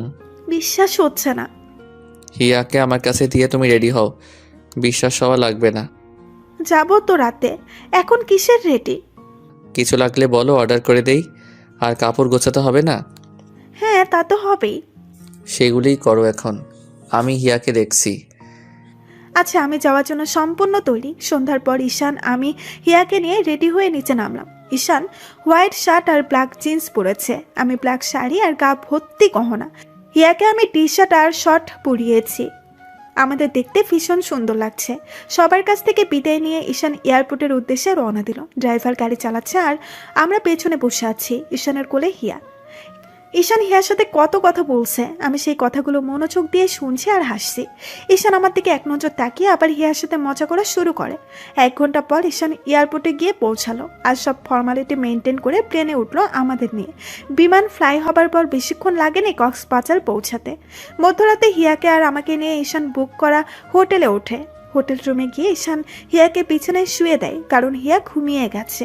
এরপর ঈশান আর আমি ফ্রেশ হই। ঈশান কফি খাচ্ছিল, তখন আমি ভেজা চুল নিয়ে ঈশানের পাশে দাঁড়ালাম। ঈশান কফির মগটা রেখে আমার সামনে এলো, আমার কাঁধে হাত রেখে বলল, এত রাতে গোসল না করলেও পারতে, ঠান্ডা লেগে যাবে। করে ফেললাম। একা একা কফি খাচ্ছেন কেন? তোমারও আছে, ড্রেসিংয়ের উপরে দেখো। নিয়ে আসছি। আমরা দুইজন মিলে কফি খেলাম আর গল্প করলাম অনেক। ঈশান বেশিরভাগই ইতিহার কথা বলেছে, কিন্তু আমার রাগ হয়নি, বরং আরও জানার আগ্রহ বেড়েছে। প্রায় ভোর, তখন আমি আর ঈশান ঘুমাতে চাই। দুইজন একসাথেই শুয়ে পড়লাম। ঈশান আমার হাত ধরে ঘুমিয়ে যায় আর আমি হিয়ার উপরে হাত রেখে শুয়ে পড়ি। সকালে ঘুম থেকে জেগে দেখি অদ্রিকা এখনো ওঠেনি। আমি এক দৃষ্টিতে তাকিয়ে আছি অদ্রিকার দিকে। অদ্রিকা আড়মোড়া ভেঙে জেগে দেখে আমি হাতের উপর মাথা দিয়ে অদ্রিকার দিকে তাকিয়ে আছি। আমি তো খেয়াল করিনি অদ্রিকা জেগে গেছে। অদ্রিকা আমার নাকের মাথা ধরে খুব জোরে একটা টান দেয় আর উঠে যায়। আমি নাক আঙ্গুলে ধরে বসে থাকি। অদ্রিকা ফ্রেশ হয়ে এসে দেখে আমি ওইভাবেই নাক ধরে বসে আছি। অদ্রিকা আমার সামনে যাওয়ার সাথে সাথেই আমি অদ্রিকাকে টান দিয়ে বিছানায় ফেলে দেই আর অদ্রিকার হাত চেপে ধরি। অদ্রিকা হতভম্ব হয়ে যায়। আমি অদ্রিকার নাকের উপর নাক রেখে বললাম, আমার নাক ধরে টান দিয়েছ, এর শাস্তি কি হতে পারে জানো? যাই হোক, আমি নিতে প্রস্তুত। রাতে দিব, এখন নয়। হিয়া উঠে গেছে, চলো বাইরে থেকে ঘুরে আসি।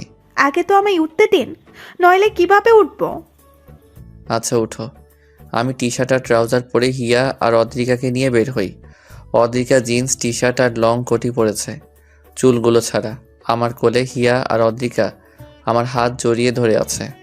সি বিচে গিয়ে দুইজন মিলে অনেক আনন্দ করলাম। অনেকক্ষণ মজা করে দুইজন হোটেলে ফিরে এলো। ফ্রেশ হয়ে বেলকনিতে দাঁড়িয়ে রইল অদ্রিকা। আমি পিছু গিয়ে অদ্রিকাকে জড়িয়ে ধরলাম। অদ্রিকা কেঁপে উঠল। অদ্রিকা পেছন থেকে ঘুরে তাকালো আমার দিকে। আমার চোখে মুখে স্পষ্ট হয়ে উঠেছে অদ্রিকাকে কাছে পাওয়ার আকুলতা। অদ্রিকা বিছানায় তাকিয়ে দেখছে হিয়া ঘুমিয়ে আছে। অদ্রিকা আমার গলা জড়িয়ে ধরল। আমার নিঃশ্বাস পড়ছে অদ্রিকার চোখে আর মুখে। অদ্রিকা বলল, বাবুর 1 বছর হতে আর বেশি দিন বাকি নেই। আমি চাই হিয়ার জন্মদিন ধুমধাম করে উদযাপন করা হোক, আর ইতিহা আপুর মৃত্যুবার্ষিকী গ্রামে করব, এখানে নয়। আমিও তাই ভাবছিলাম। হিয়ার 1 বছর পূর্ণ হওয়ার দিন থেকে ঠিক 7 দিন পরেই তো ইহিতার মৃত্যুবার্ষিকী। এই জায়গায় কতদিন থাকছি? মাত্রই তো আসলাম, এখনই যাওয়ার চিন্তা করলে কিভাবে হবে? একটা কথা জিজ্ঞেস করি, হুম। আপনি কি শুধু দায় সরাতে আমায় মেনে নিয়েছেন, নাকি ভালোবেসে? ভাবতে হবে। অদ্রিকাকে রাগানোর জন্য এই কথা বললাম। আচ্ছা ভাবুন। ভাবছি আরেকটা বিয়ে করি, তাহলে হ্যাট্রিক হয়ে যাবে। আবার এটাও ভাবছি এইবার যাকে বিয়ে করব তার ঘরে একটা ছেলে সহ করব। কি বলো? বিছানায় শুয়ে আমি অদ্রিকার দিকে তাকিয়ে কথাগুলো বললাম। অদ্রিকা আমার কথা শেষ হওয়ার সাথে সাথেই আমার বুকের উপর শুয়ে আমাকে জড়িয়ে ধরলো আর বলল, সেদিন আর ঈশান মির্জা দুনিয়াতেই থাকবে না। তাহলে কোথায় যাবে? আমি অদ্রিকাকে জড়িয়ে ধরলাম। ওপারে আর সাথে অদ্রিকা আর হিয়া। থাপ্পড় মারবো আবার এই কথা বললে। প্রথম ভালোবাসা ধরে রাখতে পারিনি, বাঁধন ছিঁড়ে বেরিয়ে গেছে। শেষ ভালোবাসা আর হারাতে চাই না। ইতিহা আপু, যেই বাঁধন ছিঁড়ে গেছে সেই বাঁধন তো একদিন আমাকেও ছিঁড়তে হবে। অদ্রিকা চুপ। আমিও পরম শান্তিতে ঈশানকে জড়িয়ে ধরলাম। দুজনে হারিয়ে গেলাম ভালোবাসার মায়ার জগতে। আদ্রিকা, ঈশান আর হিয়া 8 দিন কক্সবাজার অনেক আনন্দে কাটিয়েছে। বাসায় ফেরার পর আদ্রিকা আর ঈশানের মধ্যে প্রাপ্তি আর তৃপ্তির একটা সুখ অনুভব করলাম। দুজনকে সুখে দেখে নিজের অজান্তে হেসে দিই আর ওদের জন্য দোয়া করি। এরপর থেকে তার বাবা আদ্রিকাকে নিজের মেয়ে বলে ডাকেন। আইমান আদ্রিকার ফুপ্পির কাছ থেকে আদ্রিকার সমস্ত সম্পত্তির উইল এনে দিয়েছে আদ্রিকাকে। আদ্রিকা সেদিনই সব সম্পত্তি হিয়ার নামে উইল করে দেয় আর পেপার আইমানের কাছে রেখে দেয়। অনেকদিন পর মির্জা পরিবারে আবারও আলো জ্বালালো আদ্রিকা। সবার মুখে এখন একটা তৃপ্তির হাসি। সারা বাড়ি মাথায় করে রাখে আমি, আদ্রিকা আর হিয়া মিলে। 2 মা 1 মেয়ের পিছু ছুটে আর চেঁচামেচি করি। ঈশান আস্তে আস্তে তার মায়া কাটাতে পারছে, কিন্তু কোনোদিন সে তাকে ভুলবে না। আজও তাকে মনে করে রাত জাগে ঈশান, চোখের পানি ফেলে। আদ্রিকা বিছানায় শুয়ে শুয়ে তখন কাঁদে আর ঈশানকে দেখে। সে ঈশানকে বাধা দেয় না। হিয়াও আস্তে আস্তে বড় হচ্ছে। আদ্রিকার অস্তিত্ব জুড়ে শুধু ঈশান আর হিয়া। 6 বছর পর। ওই, আমাকে সুন্দর লাগছে তো, নাকি বুড়ি হয়ে গেছি? অদ্রিকা, এটা কি বললা? তুমি এত তাড়াতাড়ি বুড়ি হয়ে যাবা? তুমি এখনো আগের মতো স্মার্ট আছো, আর আমি আনস্মার্ট হয়ে যাচ্ছি দিন দিন। ও মাম্মাম, কাম অন, আর কত বলবাই কথা? আমার ফ্রেন্ডসের মাম্মিরা বলে আদ্রিকা মির্জা অনেক কিউট আর অনেক সুন্দর। আর আজ যখন তোমায় এভাবে সবাই দেখবে তখন কি হবে আমি সেটাই ভাবছি। আচ্ছা মাম্মাম, আমি ডোরেমনের গ্যাজেট দিয়ে ভবিষ্যৎ ঘুরে এসে তোমায় বলছি। হিয়া, তুমি আবারও বেশি কথা বলছো। এত কথা কি তোমার ফ্রেন্ডরা বলে? চলো, আমার ফ্রেন্ডসরা নিচে ওয়েট করছে। মামনি পাপাকে কেমন লাগছে? আমার মাম্মা আর পাপ্পা বল বেস্ট। তাতে সুন্দর লাগবে না তো কাজে লাগবে। কিন্তু আমি ভাবছি আমি এত কালো হয়ে গেলাম কি করে? আর এক মুহূর্ত এই মেয়েকে এখানে রাখা যাবে না। এত কথা কেমনে বলতে পারে? আমার কোলে আসো, কেক কাটবে, চলো, লেট হয়ে যাচ্ছে। আমার প্রিন্সেসকে অনেক কিউট লাগছে। ড্রেসটা তো মাম্মা এনে দিয়েছে, তাই মাম্মামের মতো কিউট লাগছে, বুঝেছো পাপ্পা? কেন, তোমার পাপা কিউট না? বৌমনি, বৌমনি, কিরে, কি হলো? নিচে আয়। বৌমনি, এই পাগল দুটাকে সামলাও প্লিজ, নয়তো আমাকে কোথাও রেখে আসো। কেন আবার কি করেছে ওরা? মামনি, আবার কি করেছো তুমি? আজকেও মাম্মামকে রাগিয়ে দিয়েছো? আমি রাগাতে চাইনি তো বড় আব্বু, মাম্মা এমনিতেই রেগে যায় আর বড় আম্মুর হেল্প নেই আমাকে থামানোর জন্য। আমার বুড়িটা দিন দিন পেকে যাচ্ছে। দেখ বড় আব্বু, কি বলো, বুড়ি তো হচ্ছে মাম্মাম। এই কথা বলেই আইমানের কোল থেকে হিয়া নেমে দৌড়ে নানু ভাই আর দাদু ভাইয়ের কাছে চলে যায়। ঈশান সহ সবাই মুখ চেপে হাসছে আর আদ্রিকার মাথায় আগুন। ঈশান হঠাৎ আদ্রিকাকে কোলে তুলে নেয় আর নিচে নিয়ে আসে। আজ হিয়ার 7ম জন্মবার্ষিকী। হিয়ার জন্য আদ্রিকা আর কোনো সন্তান নেয়নি। ঈশান আর হিয়াকে ঘিরেই এখন আদ্রিকার জীবন। ঈশান অফিস থেকে ফেরার পর আদ্রিকা আর হিয়ার মুখ দেখেই সব ভুলে যায়। হিয়া জানে না এই হিতা নামে কেউ তার আসল মা। হিয়া ঈশান আর আদ্রিকাকে সবসময় ওয়ার্ল্ড বেস্ট প্যারেন্টস বলে। আদ্রিকা কেঁদে দেয়, হিয়াকে জড়িয়ে ধরে। তখন কোনো কিছুর অভাব আর অপূর্ণতা নেই ঈশান আর আদ্রিকার সংসারে। তবে ঈশান সবসময় হিতার কবরের পাশে বসে কাঁদে। আদ্রিকা তখন ঈশানকে জড়িয়ে ধরে। এভাবেই আদ্রিকা সবসময় ঈশানকে সাপোর্ট দিয়ে আসছে। ঈশান ওর জীবনে আদ্রিকার ভূমিকা কোনো দিন অস্বীকার করবে না। এখনো ঈশান খোলা রাস্তায় হেডলাইটের আলোতে বসে আদ্রিকাকে নতুন করে যায়, নতুন করে প্রপোজ করে আদ্রিকাকে। তখন আদ্রিকা শাড়ির আঁচল ধরে ঈশানের মায়া ভরা মুখের দিকে তাকিয়ে নিঃশব্দে কেঁদে দেয়। এভাবেই যুগ যুগ ধরে বেঁচে থাকুক ঈশান আর আদ্রিকার অমর আর পবিত্র প্রেম।